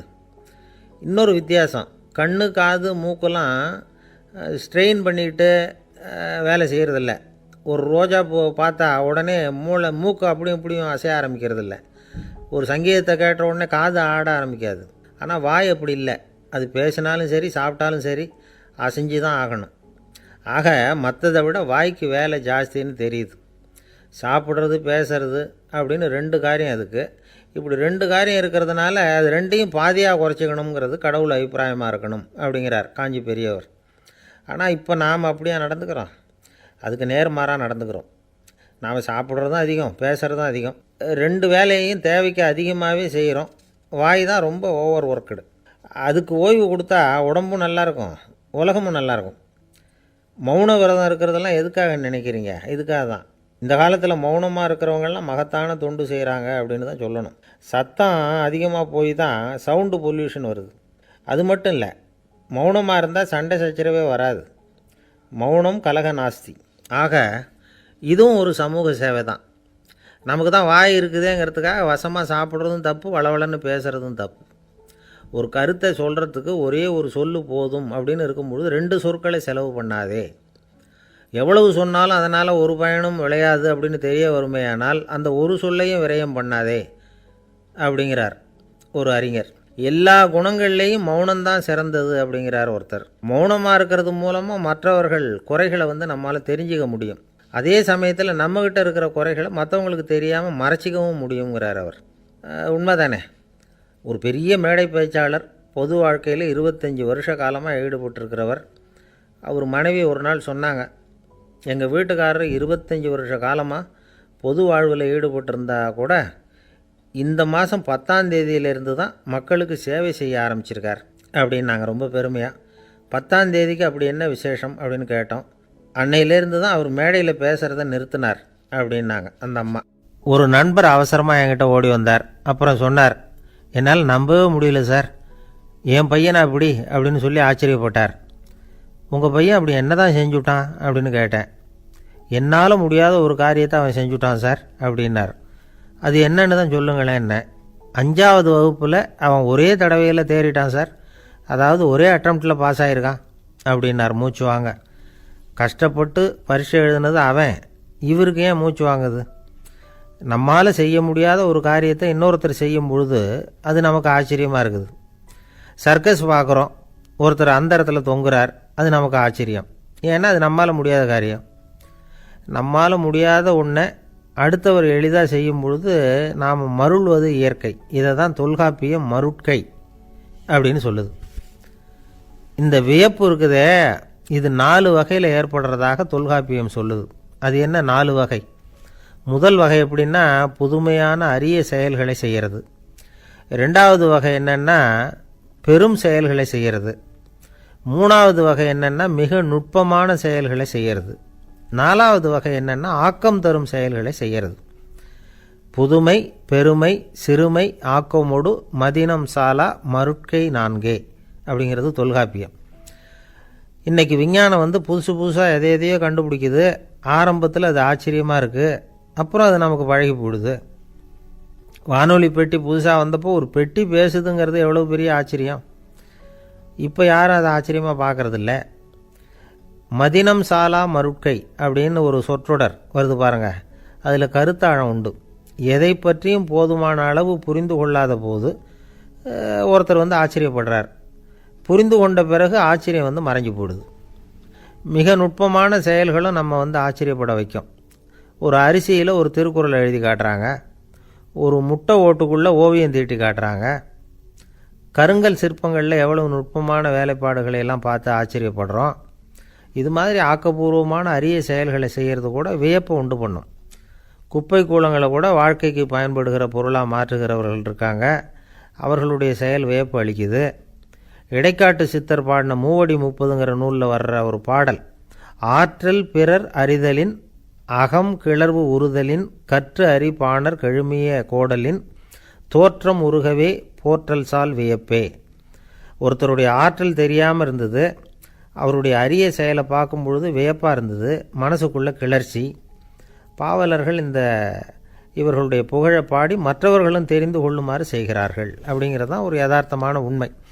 ஆக எல்லா வகையிலும் மக்கள் தங்களுடைய வாழ்க்கையில் முன்னேறுவதற்கான வழிகாட்டுகிற ஒரு மெய்ப்பாடு தான் வியப்புங்கிறது. இந்த காலத்தில் நம்ம எப்படியெல்லாம் ஆச்சரியப்பட வைக்கிறாங்க. ஒரு ஆளை பிடிச்சி ஜெயிலில் கொண்டு வந்தாங்க. ஜெயில் அதிகாரி அவனை ரொம்ப ஆச்சரியமாக பார்த்தாரான். இவன் கேட்டான், ஏன் சார் அப்படி பார்க்குறீங்க, நான் இப்போ இங்கே வர்றது உங்களுக்கு ஆச்சரியமாக இருக்குதா அப்படின்னு கேட்டிருக்கான். இதுக்கு ஜெயில் அதிகாரி சொல்லியிருக்கார், நீ இப்போ இங்கே வந்ததில் எனக்கு ஒன்றும் ஆச்சரியம் இல்லைப்பா, ஏற்கனவே நீ இங்கேருந்து விடுதலையாகி போய் 6 மாதம் ஆச்சு, இவ்வளவு லேட்டாக வர்றியே அதுதான் எனக்கு ஆச்சரியமாக இருக்குது அப்படின்னாராம். ஒருத்தர் ஒரு தவறு செஞ்சு விடுறாருன்னு வச்சுக்கோங்க, உடனே நீ செஞ்சது தவறு அப்படின்னு சொல்கிறது ஒரு வகை. அதுக்கு பதிலாக எது சரின்னு அவர் புரிந்து கொள்ள உதவி செய்கிறது இன்னொரு வகை. இந்த 2வது வகை இருக்குது பாருங்கள், நிர்வாக இயலில் இது ரொம்ப முக்கியம். அலுவலகத்தில் வேலை பார்க்குற ஒருத்தர் முக்கியமாக தெரிஞ்சுக்க வேண்டியது என்ன தெரியுமா? சக ஊழியர்கள்கிட்ட எப்படி பழகணும், மேலதிகாரிகள்கிட்ட எப்படி பழகணும், தனக்கு கீழே வேலை செய்கிறவங்கக்கிட்ட எப்படி பழகணும், வாடிக்கையாளர்கள்கிட்ட எப்படி பழகணும், இவங்க எல்லார்கிட்டையும் செம்மையான உறவை ஏற்படுத்திக்கிறது எப்படி, இதையெல்லாம் சொல்லிக் கொடுக்குற பாடம் தான் இன்டர் பர்சனல் ஸ்கில், திறமையான உறவு அப்படிங்கிறது. எந்த வேலையில் இருந்தாலும் சரி, இந்த உறவுகளை வளர்க்கும் திறன் உள்ளவங்க சீக்கிரம் முன்னுக்கு வந்துடுறாங்க. மற்றவங்க கிட்ட உறவை பலப்படுத்திக்கிறது எப்படி அப்படின்னு தெரிஞ்சுக்கிட்டோம்னா எந்த ஒரு தடையையும் சுலபமாக தாண்டி செய்கிற தொழிலில் முன்னுக்கு வந்துடலாம். ஹார்வர்டு பல்கலைக்கழகத்தில் ஒரு கணக்கெடுப்பு பண்ணி பார்த்தாங்களாம். பார்க்குற வேலையில் எது மாதிரி குணாதிசயம் உள்ளவங்க வேகமாக முன்னுக்கு வர்றாங்க அப்படின்னு தெரிஞ்சுக்கிறதுக்காக இந்த கணக்கெடுப்பு. வெவ்வேறு துறையில் வேகமாக முன்னுக்கு வந்திருக்கிற பல பேரை சந்தித்து இந்த சர்வேயை நடத்தியிருக்கிறாங்க. அவங்க கண்டுபிடிச்சி சொல்லியிருக்கிற உண்மை என்ன தெரியுமா? ஒருத்தர் ஒரு வேலையில் இருந்தால் அது சம்பந்தப்பட்ட சப்ஜெக்ட் பற்றிய அறிவு 35% இருந்தால் போதுமா. ஆனால் உறவுகளை வளர்க்கக்கூடிய திறன், இன்டர் பர்சனல் ஸ்கில்லு 65% வேணும். இப்படி உள்ளவங்க சீக்கிரம் முன்னுக்கு வந்துடுறாங்களாம். அதனால் ஒருத்தருக்கு வேலை சரியாக புரியலைன்னா கூட விவரமாக மற்றவங்கக்கிட்ட பழகிறது எப்படின்னு புரிஞ்சால் போதும், அவர் முன்னுக்கு வந்துடலாம். அலுவலகங்களில் மட்டும் இல்லை, எல்லா இடங்கள்லேயும் இது ரொம்ப முக்கியம். வீட்டுக்குள்ளேயும் இது ரொம்ப முக்கியம், வீட்டுக்கு வெளியேயும் இது முக்கியம். அடுத்தவங்கக்கிட்ட பழகிறது எப்படிங்கிறத தெரிஞ்சிக்காதவன் வாழ்க்கையில் முன்னேற முடியாது. இன்றைக்கி ஆயுதங்களால் காயப்படுத்தி கொள்ளுகிறவர்களை விட வார்த்தைகளால் காயப்படுத்தி கொள்ளுகிறவர்கள் தான் அதிகம். பெரியவங்க என்ன சொல்கிறாங்க தெரியுமா? நீங்கள் இந்த பூமியில் பிறந்ததன் அர்த்தம் பூர்த்தி ஆகணும்னா அடுத்தவங்களுக்கு உதவி பண்ணுங்க. அடுத்தவங்களுக்கு உதவி செய்ய முடியாவிட்டால் கூட பரவாயில்லை, ஆனால் யாரையும் புண்படுத்தி விடாதீங்க அப்படின்னு சொல்கிறாங்க. எனக்கு தெரிஞ்ச ஒருத்தர் ஒரு அலுவலகத்தில் வேலை பார்க்குறார். அவர் சொல்லுவார், எனக்கு இந்த இன்டர் பர்சனல் ஸ்கில் ரொம்ப அதிகம் சார், சக ஊழியர்கள்கிட்ட ரொம்ப சுமூகமாக நடந்துக்குவேன். என் கூட வேலை பார்க்குற ஒருத்தருக்கு ஏதாவது ஒரு கஷ்டம்னா அந்த சமயத்தில் அவர் செய்ய வேண்டிய வேலையை நான் செஞ்சுருவேன் சார் அப்படிம்பார். நான் அவர்கிட்ட சமீபத்தில் அப்படி ஏதாவது செஞ்சுருக்கீங்களா அப்படின்னு கேட்டேன். செஞ்சுருக்கேன் சார். போன வாரம் புதன்கிழமை ஆஃபீஸில் என் பக்கத்து சீட்டுக்காரருக்கு வயிற்று வலி, உடனே நான் மெடிக்கல் லீவ் போட்டுவிட்டு எங்கள் வீட்டுக்கு போயிட்டேன் சார் அப்படின்னார். ஒரு அம்மா தெருவில் உட்காந்து என்னத்தையோ தேடிட்டு இருக்கிறாங்க. அந்த அம்மா ஒரு சூஃபி ஞானி. அவங்க பேர் என்னென்னா ரபியா அல் அடாவியா. அந்த அம்மாவுக்கு கண் கூட தெளிவாக தெரியாது. அந்த பக்கமாக வந்த சில பேர் இவங்களுக்கு உதவி செய்கிறதுக்காக வந்தாங்க. என்ன தேடிட்டு இருக்கிறீங்க அப்படின்னு கேட்டாங்க. இதுக்கு அந்த அம்மா, அந்த கேள்வி அவ்வளோ முக்கியத்துவம் இல்லை, நான் தேடிட்டு இருக்கிறேன், உங்களால் முடிஞ்சால் எனக்கு உதவி பண்ணலாம் அப்படின்னாங்களாம். உதவி செய்ய வந்தவங்களுக்கு ஆச்சரியம். எதை தேடுறோங்கிறது தெரியாமல் இப்படி ஏன் நேரத்தை செலவழிக்கிறீங்க, நாங்கள் எப்படி உங்களுக்கு உதவ முடியும், எங்களுக்கு ஒன்றும் புரியலையே அப்படின்ட்டுருக்காங்க. சரி, உங்களை திருப்தி பண்ணுறதுக்காக சொல்கிறேன். ஒரு குண்டூசி தொலைஞ்சி போச்சு, அதை தேடுறேன் அப்படின்னாங்களாம் அந்த அம்மா. அதுக்கப்புறம் இவங்களும் சேர்ந்து தேட ஆரம்பிச்சிட்டாங்க. கொஞ்ச நேரம் ஆச்சு, ஒன்றும் கிடைக்கல. உதவி செய்ய வந்தவங்களும் அழுத்து போட்டாங்க. அப்புறம் கேட்டாங்க, இதை பாருங்கம்மா, இது ரொம்பவும் பெரிய தெரு, அகலமான தெரு, அதனால் குறிப்பாக நீங்கள் எந்த இடத்துல அந்த குண்டூசியை தொலைச்சிங்க அதை சொல்ல முடியுமான்னாங்களாம். இதுக்கு அந்த அம்மா, நீங்கள் மறுபடியும் அர்த்தமில்லாத கேள்வியை கேட்குறீங்க, உங்கள் கேள்விக்கும் நான் தேடுறதுக்கும் என்ன சம்மந்தம்னாங்களாம். இதை கேட்டதும் அவங்க ஒரு மாதிரி ஆயிட்டாங்க. என்னம்மா நீங்கள் பைத்தியம் மாதிரி பேசுகிறீங்க அப்படின்னாங்களாம். சரி, உங்களை மறுபடியும் திருப்திப்படுத்துறதுக்காக சொல்கிறேன், அதை நான் எங்கள் வீட்டில் தொலைச்சுட்டேன் அப்படின்னாங்களாம். அப்புறம் எதுக்காக இங்கே தேடிட்டு இருக்கிறீங்க அப்படின்னு கேட்டிருக்காங்க. ஏன்னா இங்கே தான் வெளிச்சம் அதிகமாக இருக்குது, அங்கே வீட்டுக்குள்ளே இருட்டாக இருக்குது, அதனால் இங்கே தேடுறேன், வெளிச்சம் உள்ள இடத்துல தானே தேட முடியும் அப்படின்னாங்களாம் அந்த ஞானி. இந்த கதைக்கு என்ன அர்த்தங்கிறத பெரியவங்க சொல்கிறாங்க. அதாவது இந்த தேடுதல்ங்கிறது ஒரு வியாதி. அது நம்ம சதா அலைய வைக்கும், பைத்தியமாக மாற்றுறதுக்கு முயற்சி பண்ணோம். ஒரு காலம் அது நிறைவு அடையவே அடையாது. வாழ்வுங்கிறது ஒரு புரிந்து கொள்ள முடியாத, சதா இயங்கி கொண்டிருக்கிற ஒரு செயல். அதுக்கு ஆரம்பமும் இல்லை, முடிவும் கிடையாது. எதையோ தேடணும் அப்படிங்கிற உந்துதல் நமக்குள்ளே இருக்கும், ஆனால் குறிப்பாக எதை தேடிட்டு இருக்கிறோம் அப்படிங்கிறது புரியாது. அப்படி ஏதாவது ஒன்றை தேடி அடைஞ்சிட்றோம்னு வச்சுக்கோங்க, உடனே ஒரு அதிருப்தி வந்துடும். அதனால் வாழ்க்கைங்கிறது சலிப்பு நிறைந்தது அப்படிங்கிற எண்ணத்தை உண்டாக்கிக்கிறோம். ஒன்று அடைஞ்சதுக்கு அப்புறம் இன்னொன்று தேட ஆரம்பிச்சிருவோம். ஆக இந்த தேடல்ங்கிறது நாம் ஒன்று அடைஞ்சாலும் அடையாவிட்டாலும் தொடர்ந்து நடந்துக்கிட்டு தான் இருக்கும். இதுக்கு முடிவே கிடையாது. இந்த உண்மையை நாம் நல்லா புரிஞ்சுக்கணும் அப்படிங்கிறது பெரியவங்களுடைய கருத்து. ஏழையும் தேடுறான், பணக்காரனும் தேடுறான், நோயாளியும் தேடுறான், நோய் இல்லாதவனும் தேடுறான், அதிகாரம் உள்ளவனும் தேடுறான், அதிகாரம் இல்லாதவனும் தேடுறான், முட்டாளும் தேடுறான், அறிவாளியும் தேடுறான். ஆனால் யாரும் இதை தான் தேடி சாதிக்க போகிறோம், இதுதான் முடிவு அப்படின்னு திட்டவட்டமாக சொன்னதில்லை. ஒன்று அடைஞ்சதும் இன்னொன்று தேட ஆரம்பிச்சிடுறாங்க, அவ்வளோதான். அதாவது உங்களின் தேடுபவர் உங்கள் உள்ளேதான் இருக்கிறார், அவரை தேடி கண்டுபிடியுங்கள். இதுதான் ஞானிகள் நமக்கு சொல்லுகிற ஒரு ஆலோசனை. நம்மால் ஒருத்தன் ஜெயிலில் இருந்தான். இன்னொரு கைதி அவனை பார்த்து கேட்டான், ஏன்பா உன்னை பார்க்குறதுக்கு வெளியிலேருந்து யாருமே இங்கே வர்றது இல்லையே, உனக்கு சொந்தக்காரங்களே கிடையாதா அப்படின்னு கேட்டானா. ஏன் இல்லை, எனக்கு சொந்தக்காரங்க நிறைய பேர் உண்டு, அவங்க என்னை பார்க்க வராததுக்கு காரணம் வேற அப்படின்ட்டுருக்கான் இவன். என்ன காரணம்னு கேட்டான் அவன். அதுக்கு இவன் சொன்னானா, அதுக்கு என்ன காரணம்னா அவங்க எல்லாரும் இங்கே உள்ளேயே இருக்கிறாங்க அப்படின்னானா. ஒரு சீன தேசத்து அரசர் இருந்தார். அவருக்கு வயசாயிட்டுது. அவருக்கு அடுத்தபடியாக அவருடைய புள்ள பட்டத்துக்கு வரணும், ஆட்சி பொறுப்பை ஏற்றுக்கணும். ஒரு நல்ல தலைவனுக்கு இருக்க வேண்டிய பண்புகள்லாம் தன்னுடைய மகனுக்கு இருக்கணும்னு விரும்பினார் அந்த அரசர்.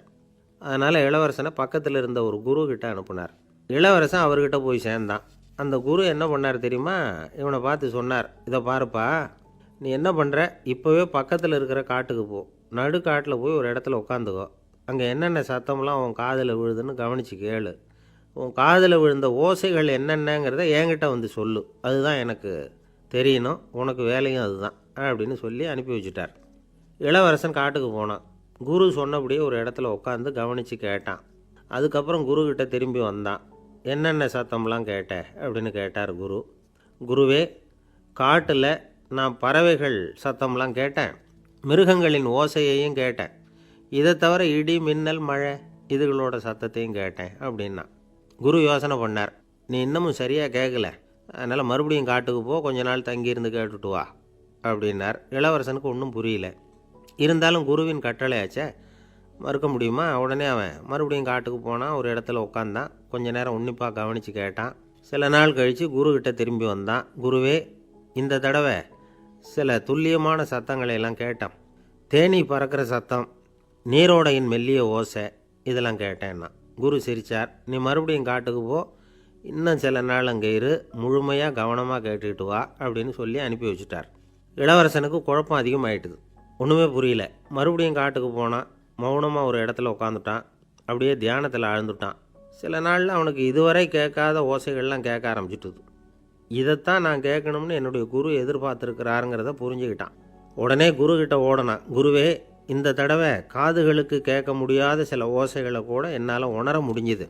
பூ மலருகிற ஓசை, சூரியனால் பூமி சூடாகிறப்போ எழுகிற ஓசை, காலை பனித்துளியை இந்த புல்லுலாம் குடிக்கிற ஓசை, இது எல்லாம் என்னால் நல்லா கேட்க முடிஞ்சுது அப்படின்னா. குருவுக்கு இப்போ தான் திருப்தி ஏற்பட்டு தான் இளவரசனை பார்த்து சொன்னார், இதை பாருப்பா, இப்போ தான் நாட்டை ஆளுகிற தகுதி உனக்கு வந்திருக்குது அப்படின்னு சொல்லி அதுக்கு விளக்கமும் கொடுத்தாராம். எந்த அரசன் தன்னுடைய மக்களின் இதயம் பேசுகிற மௌன மொழியை, மௌன வார்த்தைகளை கேட்குறானோ அவன்தான் ஆள தகுதி உள்ளவன். எந்த அரசன் தன்னுடைய மக்களின் உணர்ச்சிகளை உண்மையாக உணர்றானோ அவன்தான் முதன்மையான அரசன். போலி வார்த்தைகளை மட்டும் கேட்டுட்டு பல மௌன ராகங்களை காதில் வாங்கிக்காதவன் அரசனே இல்லை. எந்த நாட்டில் எப்போ ஒரு அரசன் தன்னுடைய மக்களின் உணர்ச்சிகளை கேட்க மறுக்கிறானோ அன்னையிலேருந்தே அந்த நாடு அழிய தொடங்குது அப்படின்னு அர்த்தம். இதுதான் அந்த குரு இளவரசனுக்கு போதிச்சது. வாயால் பேசுகிறத மட்டும் கேட்டு ஏமாறக்கூடாது, உணர்ச்சிகளையும் கேட்குறதுல தான் மனப்பக்குவம் உண்டாகும். மக்கள் உணர்ச்சிகளை புரிந்து கொள்ளாத அரசர்கள் நீடிச்சிருக்க முடியாது. அது மாதிரி நாடுகளில் அடிக்கடி குழப்பம் தான் உண்டாகும். அப்படி இருந்தால் அடிக்கடி ஆட்சி மாறிக்கிட்டு இருக்கும். அப்படிப்பட்ட ஒரு தேசம், அங்கே ஒரு சிறைச்சாலையில் 3 கைதிகள் பேசிக்கிட்டு இருந்தாங்க. ஒருத்தன் சொன்னான், நான் இந்த நாட்டு ராஜாவை எதிர்த்து பேசிக்கிட்டு இருந்தேன், அதனால் என்னை பிடிச்சி கொண்டாந்து இங்கே போட்டுவிட்டாங்க அப்படின்னா ஒருத்தன். இன்னொருத்தன் சொன்னான், நான் இந்த நாட்டு ராஜாவை ஆதரித்து பேசிக்கிட்டு இருந்தேன், அதனால் என்னை பிடிச்சி கொண்டாந்து இங்கே தள்ளிவிட்டாங்க அப்படின்னா. அது சரி, நீ என்ன தப்பு பண்ண அப்படின்னு சொல்லி 3வது ஆளை பார்த்து இவங்க கேட்டாங்க. அதுக்கு அந்த ஆள் சொல்கிறான், நான் தான் இந்த நாட்டு ராஜா அப்படின்னானா. ஒரு ஆசாமி வேகமாக ஓடிக்கிட்டு இருந்தான். ஏன் இப்படி ஓடுறேன்னு கேட்டார் இன்னொருத்தர். அங்கே ஒரு ஆள் அடிபட்டு கிடக்கிறான், அதை பார்த்தேன், உடனே ஓடுறேன்னா. எங்கேன்னு கேட்டார். ஆஸ்பத்திரிக்குன்னா. ஒரு ஆள் அடிபட்டு கிடக்கிறத பார்த்தா உடனடியாக நாம் செய்ய வேண்டியது முதல் உதவி, அதுக்கப்புறம் தான் ஆஸ்பத்திரி. இன்றைக்கி விபத்துங்கிறது சர்வசாதாரணமாக நடந்துக்கிட்டு இருக்குது. வாகன விபத்து, வெடிகுண்டு விபத்து, தீ விபத்து, கட்டடம் சரியறது, பூகம்பம், இப்படி நிறைய நடக்குது. ஒரு விபத்தை பார்த்துட்டா நம்மளில் பல பேர் நமக்கு என்னத்துக்கு வம்புன்னு ஒதுங்கி போயிடுறதும் உண்டு. சில பேர் துணிஞ்சு கிட்ட போய் உதவி செய்கிறதும் உண்டு. அப்படி உதவி செய்ய நினைக்கிறவங்களுக்கு உபயோகப்படுற தகவல் இது. விபத்தில் காயமடைஞ்சவங்களை 3 பிரிவாக பிரிக்கலாமா. முதல் வகை கொஞ்சம் சீரியஸானது, உயிருக்கு உடனே ஆபத்து தரக்கூடியது. மூளை காயம், முகம், கழுத்து காயங்கள், இருதயம், நுரையீரல் காயங்கள், வயத்தில் உள்ளுறுப்பு காயங்கள், அதிகப்படியான இரத்தப்போக்கு, இதனால எல்லாம் பாதிக்கப்பட்டிருந்தால் அது முதல் வகை அப்படின்னு நாமளே மனசுக்குள்ளே முடிவு பண்ணிக்கணும். இவங்களுக்கெல்லாம் உடனடியாக முதல் உதவி கொடுக்கணும். தாமதப்படுத்தாமல் ஆஸ்பத்திரிக்கு கொண்டுகிட்டு போயிடணும். இப்படி கொஞ்சம் எச்சரிக்கையாக நடந்துக்கிட்டால் அவங்களில் பல பேரை காப்பாற்றி போடலாம். 2வது வகை எப்படின்னா, முதல் உதவி விரைவாக கிடைச்சா உயிர் பிழைக்கக்கூடிய மார்பு காயங்கள், கைகால் எலும்பு முறிவு, இடுப்பு முதுகெலும்பு காயம், சீரான இரத்த சேதம், இப்படிப்பட்டவங்களை 2வது வகையாக பிரிக்கணும். ஆபத்து இல்லாத சிராய்ப்புகள், சிறு காயங்கள், இரத்த உறைவுகள், இதனால் பாதிக்கப்படுறவங்க 3வது வகை. ஒருத்தர் தலையில் அடிபட்டு நினைவு விழுந்துட்டார்னு வச்சுங்க, அவருக்கு வாந்தி வர்றதுனால புறையேறி மூச்சு அடைப்பு உண்டாகும். இப்படி ஆகாமல் இருக்கிறதுக்காக தலையை ஒரு பக்கமாக சாய்ச்சி வைக்கலாம். நாடி துடிப்பையும் இதய துடிப்பையும் தொட்டு பார்க்கணும். அது குறைஞ்சிருந்தாலும் சரி, நின்று இருந்தாலும் சரி, அவர் மார்பை நிமிஷத்துக்கு 80 தடவை உள்ளங்கையால் அழுத்தி இதய துடிப்பை மீட்கிறதுக்கு உதவி பண்ணணும். கழுத்தில் காயம்பட்டாலும் ஆபத்து அதிகம். கழுத்துக்கு அடியில் ஒரு துண்டை மடித்து வைக்கலாம். 2 பக்கமும் சின்ன தலையணை அல்லது துணி மடிப்புகளை வச்சு கழுத்தை அதிகமாக அசையாமல் பார்த்துக்கலாம். முதுகெலும்பு முறிஞ்சிருக்குமோ அப்படிங்கிற சந்தேகம் இருந்ததுன்னா அவரை அதிகமாக அசைய விடக்கூடாது. அதிகமாக அசைஞ்சால் தண்டு இடத்துல பாதிப்பு ஏற்பட்டு கைகால் விளங்காமல் போயிடும். அவரை ஒரு கனமான போர்வை இல்லைன்னா பாயில் படுக்க வச்சு 4 பேர் மெதுவாக தூக்கி மருத்துவ உதவிக்கு அனுப்பி வைக்கலாம். கையெலும்பு முறிஞ்சிருந்தால் முறிஞ்ச பாகத்தை உடம்போடு சேர்த்து அசையாமல் கட்டி போடலாம். கால் எலும்பு முறிஞ்சிருந்தால் மற்ற காலோடு சேர்த்து கட்டி போடலாம். முறிஞ்ச பாகம் தொங்காமல் பார்த்துக்கணும், அப்போ தான் வீக்கம் உண்டாகாமல் இருக்கும். வெட்டு காயம், குண்டடிப்பட்ட காயம், இதிலெல்லாம் இரத்தப்போக்கு அதிகமாக இருக்கும். ரத்தம் வெளியேற ஆபத்து அதிகம். சுத்தமான துணியை பல மடிப்புகளை மடித்து காயத்தின் மேலே வச்சு அழுத்தமாக ஒரு 10 நிமிஷம் பிடிச்சிக்கணும். ரத்தம் நின்ன உடனே காயத்துக்கு கட்டு போடலாம். சில சமயம் காயம்பட்ட பாகத்தை உயரமாக தூக்கி பிடிச்சிக்கிட்டா தான் ரத்த கசிவு நிற்கும். இந்த விவரங்களையெல்லாம் கொஞ்சம் மனசில் வாங்கி வச்சுக்கிட்டோம்னா சமயத்தில் உதவும். ஏன்னா இந்த காலத்தில் விபத்து எந்த ரூபத்தில் எப்போ வரும்னு யூகிக்கவே முடியல. நண்பர் ஒருத்தர் சொன்னார், நேற்றுக்கு பாருங்கள் சார், என் கண்ணு முன்னாடியே ஒரு சின்ன விபத்து நடந்ததுன்னார். என்னன்னு விசாரித்தோம். ஒரு பஸ்ஸில் வந்துக்கிட்டு இருந்தேன். அந்த பஸ்ஸில் பின்பக்கம் படி ஓரமாக நின்றுக்கிட்டு இருந்த ஒருத்தர் ரோட்டில் விழுந்துட்டார். டிரைவர் அதை கவனிக்கலை, நிறுத்தாமல் அவர் பாட்டுக்கு போகிறாருனார். கண்டக்டர் உடனே விசில் கொடுத்து பஸ்ஸை நிறுத்த வேண்டியது தானே அப்படின்னோம். அதுதான் சார் முடியாமல் போச்சுன்னார் அவர். ஏன்னு கேட்டாங்க. தவறி கீழே விழுந்ததே அந்த கண்டக்டர் தான் சார் அப்படிங்கிறார். ஒரு நண்பர், அவர்கிட்ட பேசிக்கிட்டு இருந்தேன். மனித உறவுகள் பற்றி அவர் சொல்லிகிட்டு இருந்தார்.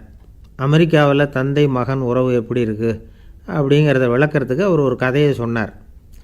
ஒரு அப்பா பகல் பூராவும் அலுவலகத்தில் வேலை, ஓடி ஆடி உழைச்சிக்கிட்டு களைச்சி போய் ராத்திரி 10 மணிக்கு மேலே வீடு திரும்பினான். வீட்டு வாசலில் அவரோட மகன் காத்துக்கிட்டு இருக்கிறான். இன்னமும் தூங்கலை. அப்பாவை வாசல்லையே தடுத்து நிறுத்தி, அப்பா உனக்கு சம்பளம் எவ்வளவு அப்படின்னு கேட்குறான். ஏற்கனவே ஆஃபீஸு பிரச்சனைகளால் அலுத்து போய் திரும்புகிற அப்பாவுக்கு கோவம் வந்துடுது. என்னடா இப்படிலாம் கேளுன்னு உங்கள் அம்மா உனக்கு சொல்லி கொடுத்தாளா அப்படின்னு சொல்லிவிட்டு உள்ளே போய் சட்டையை கட்டி மாட்டிவிட்டு குளிச்சுவிட்டு மறுபடியும் வெளியில் வந்து உடையை மாற்றுகிற சமயம் அப்போ மறுபடியும் மகன் உள்ளே வந்து நிற்கிறான் அவர் முன்னாடியே. அப்பா உனக்கு எவ்வளவு சம்பளங்கிறான் மறுபடியும். அப்பாவுக்கு எரிச்சல் அதிகமாகிட்டுது. மணிக்கு $20 போதுமா அப்படின்னார். அப்படின்னா எனக்கு ஒரு $10 தர முடியுமான்னா மகன். இதுக்கு தான் என் சம்பளம் எவ்வளவுன்னு கேட்டியா? 2ஆம் வகுப்பு படிக்கிற உனக்கு எதுக்குடா $10 அப்படின்னு கத்திவிட்டு தொலைக்காட்சி பெட்டியின் முன்னாடி போய் உட்காந்துக்கிட்டு ஏதோ நிகழ்ச்சியை பார்க்க ஆரம்பிச்சிட்டார். கொஞ்ச நேரம் கழித்து மறுபடியும் மகன் வந்து நிற்கிறான். அப்பா ப்ளீஸ் எனக்கு ஒரு $10 கொடுக்க முடியுமா? மகனுடைய கண்களில் கண்ணீர். என்னடா அவன் கண்ணீரை காட்டி காரியம் சாதிக்கலாம்னு பார்க்குறியா? ஒரு காசு கூட கொடுக்க மாட்டான் போ அப்படின்னு விரட்டி விட்டான். மகன் கண்ணீரை தொடச்சிக்கிட்டே கண்ணை தொடச்சிக்கிட்டு பேசாமல் போய் படுத்துக்கிட்டானான். கொஞ்ச நேரம் ஆச்சு. அப்பாவோட கோபம் கொஞ்சம் கொஞ்சமாக குறைஞ்சிது. பிள்ளைகிட்ட கோபமாக கத்துனது தப்பு தாங்கிறது புரிஞ்சுது அவனுக்கு. எழுந்திரிச்சு போனான், படுக்கை இறக்கி போனான். மகனை பார்த்தான். அவன் தலையணையை கட்டி பிடிச்சிக்கிட்டு அழுதுகிட்டு இருக்கிறான். அவனை மெல்ல நெருங்கி அவங்ககிட்ட எதமாக பேசுகிறதுக்கு ஆரம்பித்தானான். எதுக்குடா உனக்கு $10 பள்ளிக்கூடத்தில் கேட்டாங்களா அப்படின்னு கேட்டானான். மகன் சொல்லியிருக்கான், இல்லை டாடி, உனக்கு 1 மணி நேரம் சம்பளம் $20ன்னு சொன்னேன். நீ ஏற்கனவே எனக்கு கொடுத்த பாக்கெட் மணி $10 என்கிட்ட இருக்குது. இப்போ நீ இன்னொரு $10 கொடுத்தீங்கன்னா அதையும் சேர்த்து $20 ஆகிடும். அந்த $20 நான் உனக்கு கொடுத்துருவேன். அப்படி கொடுத்தா நீ என் கூட 1 மணி நேரம் செலவழிப்ப இல்லையா? அதுக்காக தான் $10 கேட்டேன் அப்படின்னு சொன்னானான். அந்த அப்பா கண்ணு கலங்கி போச்சான். ஆதரவோடு தன்னுடைய மகனை கட்டி பிடிச்சி அழ ஆரம்பிச்சிட்டாராம். இதுதான் நண்பர் சொன்ன கதை. அமெரிக்கா மட்டும் இல்லை, உலகம் பூராவும் இன்றைக்கி மனித உறவுகள் இப்படி தான் மாறிட்டுருக்கு. பெரியவர்கள் அறிவுரை என்ன தெரியுமா? உங்கள் குழந்தைகளிடமிருந்து குழந்தை பருவத்தை பிரித்து விடாதீர்கள் அப்படிங்கிறது தான். அதாவது இன்றைய குழந்தைகள் தங்கள் பிருந்தாவனத்தை இழந்து விடுகிறார்கள் அப்படிங்கிறது அவங்களுடைய கருத்து. இந்த நிலைக்கு நாம் காரணமாக இருந்துடக்கூடாது. குழந்தைகளோட விளையாடுவோம், குடும்பத்தோடு உறவாடுவோம் அப்படிங்கிறது தான் நம்முடைய நோக்கமாக இருக்கணும்.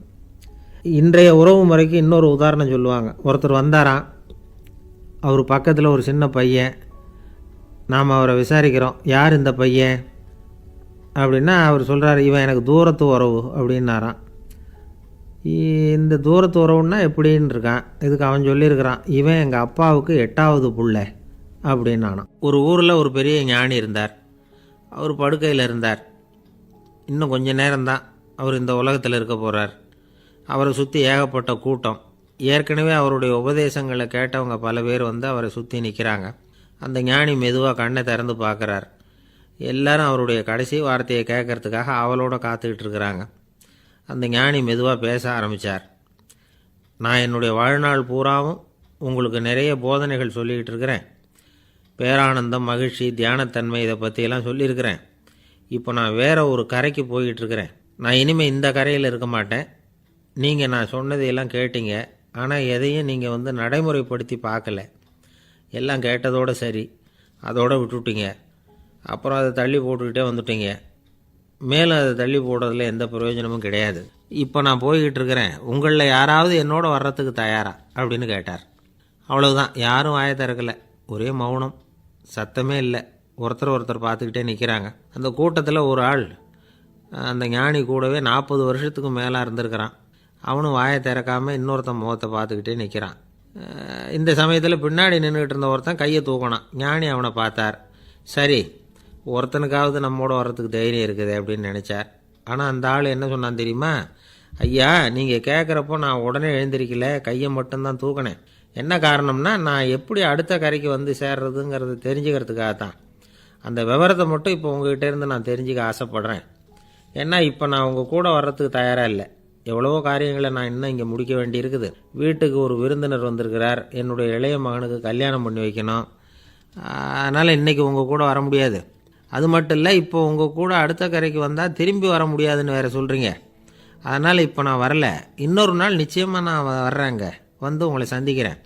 அதனால் இப்போ நீங்கள் இன்னொரு தடவை எங்களுக்கு விளக்கமாக சொல்லணும். ஏற்கனவே பல தடவை சொல்லியிருக்கிறீங்க. தயவு பண்ணி இப்போ ஒரு தடவை சொன்னீங்கன்னா சௌகரியமாக இருக்கும். அந்த அடுத்த கரையை அடையிறது எப்படி, இப்போ ஒரு தடவை அதை விளக்கமாக சொல்லிட்டிங்கன்னா நல்லா ஞாபகப்படுத்திக்குவேன்.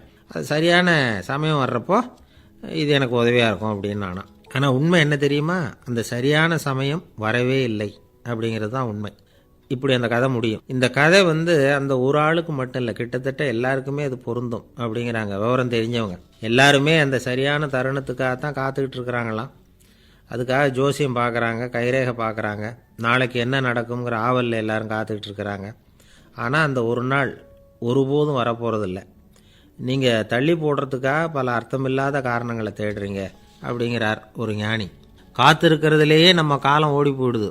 ஏன்னா இன்றைக்கி நாம் சிந்திக்கிறது நாளைக்கு நாம் சிந்திக்கிறது இல்லை. ஒவ்வொரு நாளும் ஒவ்வொரு மாதிரி போயிடுது.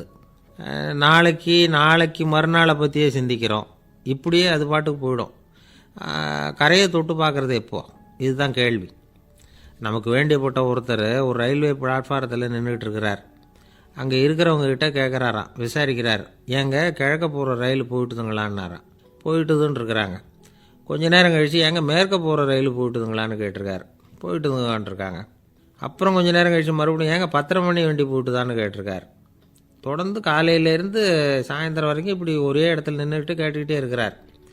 இதை பார்த்துக்கிட்டு இருந்த ஒருத்தர் அவர்கிட்ட ஏங்க நீங்கள் எங்கே போகணும் அப்படின்னு கேட்டாராம். இவர் மெதுவாக சொன்னாராம், இந்த ரயில்வே லைனை தாண்டி அந்த பக்கம் போகணும் அப்படின்னாராம் பையன். இந்த உலகத்தில் நாம் நல்லபடியாக இருக்கணும்னா அதுக்கு முக்கியமாக தேவைப்படுறது 2. ஒன்று செல்வம், இன்னொன்று அறிவு. சரி, இது 2ல் சிறந்தது எது அப்படின்னு ஒரு கேள்வி கேட்டால் என்ன பதில் சொல்கிறது? இதே கேள்வியை ஹஸ்ரத் அலி அவர்கள்கிட்ட கேட்டாங்களாம். அவர் ஒரு பெரிய அறிஞர். கேள்வி கேட்டவங்களும் சாதாரண ஆட்கள் இல்லை, இவங்களும் அறிஞர்கள். ஒரு நாள் ஹஸ்ரத் அலி அவர்கள்கிட்ட 10 அறிஞர்கள் வந்தாங்களாம். ஐயா, நாங்கள் 10 பேரும் உங்ககிட்ட ஒரே கேள்வியை தான் கேட்க வந்திருக்கிறோம். ஆனால் எங்கள் 10 பேருக்கும் நீங்கள் தனித்தனியாக பதில் சொல்ல முடியுமா அப்படின்னு கேட்டிருக்காங்க. அதாவது அவங்க ஒரே கேள்விக்கு இவர்கிட்ட இருந்து 10 விதமான பதில் எதிர்பார்க்குறாங்க. சரி கேளுங்க, என்ன கேள்வி அப்படின்னார் அவர். அப்போ தான் அவங்க கேட்டாங்களாம், செல்வம் அறிவு இது 2ல் சிறந்தது எது? இதுதான் கேள்வி. ஹஸ்ரத் அலி என்ன பண்ணார் தெரியுமா? அவங்கள ஒவ்வொருத்தராக கூப்பிட்டார். ஒவ்வொரு விதமான பதிலை சொல்லி அனுப்புனார். முதல்ல ஒருத்தரை கூப்பிட்டார், சொன்னார், அறிவுங்கிறது தீர்க்கதரிசிகள், ஞானிகள், மகான்கள் இவங்களோட பரம்பரை சொத்து. ஆனால் செல்வங்கிறது கொடுங்கோலரின் ஆயுதம். அதனால் அறிவு தான் சிறந்தது அப்படின்னார். 2வது ஆளை கூப்பிட்டார். உங்ககிட்ட செல்வம் இருந்தால் நீங்கள் தான் அதை காப்பாற்றணும். ஆனால் அறிவு உங்களை எப்பவும் காப்பாற்றும். ஆகவே அறிவு தான் சிறந்தது அப்படின்னார். 3வது ஆளை கூப்பிட்டார். செல்வந்தனுக்கு எப்போதும் விரோதிகள் அதிகம், ஆனால் அறிஞனுக்கு நண்பர்கள் அதிகம். அதனால் அறிவு தான் சிறந்ததுன்னார். அடுத்தவரை கூப்பிட்டார். செல்வம் அடுத்தவங்களுக்கு கொடுக்க கொடுக்க குறையும், ஆனால் கல்விங்கிறது அதிகரிச்சுக்கிட்டே வரும், கொடுக்கறதுனால குறையாது. அதனால் அறிவு தான் சிறந்ததுன்னார். இன்னொருத்தரை கூப்பிட்டார். அறிவுள்ளவன் எப்பவும் அதை அடுத்தவங்களுக்கு வாரி வழங்கிக்கிட்டே இருப்பான். அதனால் அவங்ககிட்ட தாராளத்தன்மை இருக்கும். ஆனால் செல்வந்தன்கிட்ட கஞ்சத்தனம் தான் இருக்கும். அதனால் அறிவு தான் சிறந்ததுன்னார்.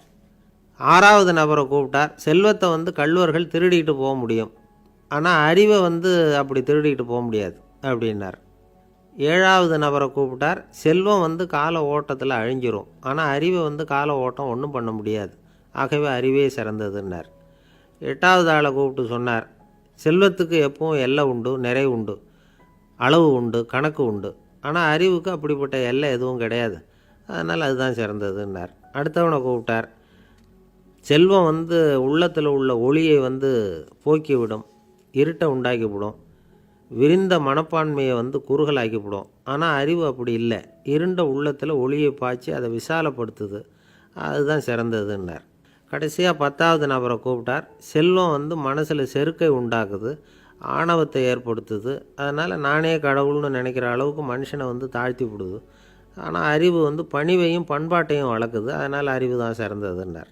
ஆக இப்படி 10 பேருக்கும் 10 விதமாக பதில் சொன்னது மூலமாக ஹஸ்ரத் அலி அவர்கள் அறிவு தான் செல்வத்தை விட சிறந்தது அப்படிங்கிறதுக்கு 10 காரணங்களை சுட்டி காட்டியிருக்கார். அந்த அறிஞர் 10 பேர் கேட்ட ஒரே கேள்விக்கு 10 பதில் சொன்னார்.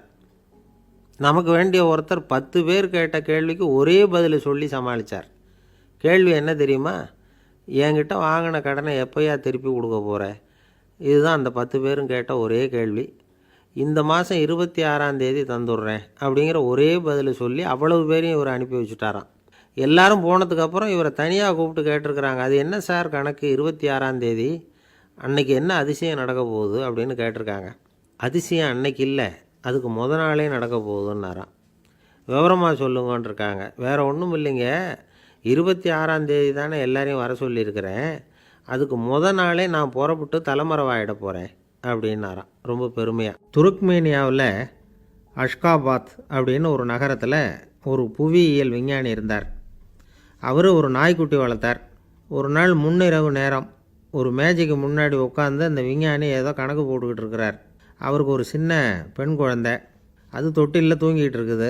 அந்த நாய்க்குட்டியும் ஒரு மூலையில் படுத்து அது பாட்டுக்கு தூங்கிட்டு இருந்தது. ஒரே அமைதி.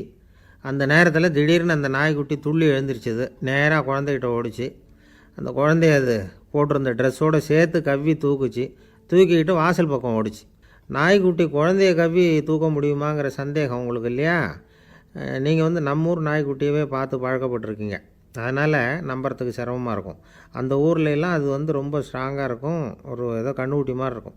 விஞ்ஞானி அதை பார்த்துட்டார். உடனே அந்த நாய்க்கு வந்து வெறி பிடிச்சிட்டுதுன்னு முடிவு பண்ணிவிட்டு தன்னோட கை துப்பாக்கியை எடுத்துக்கிட்டு ஓடி வந்தார். அவர் வெளியில் வந்து நாய்க்குட்டி எங்கே அப்படின்னு பார்த்து தேடுறார். அந்த நேரத்தில் அந்த வீடு வந்து இடிஞ்சு விழுது. காரணம் பூமி அதிர்ச்சி. இப்படி பூமி அதிர்ச்சி உண்டாக போகுதுங்கிறது அந்த நாய்க்குட்டிக்கு முன்னாடியே தெரிஞ்சு போச்சு. அதுதான் குழந்தைய தூக்கிட்டு வெளியில் ஓடி வந்திருக்குது.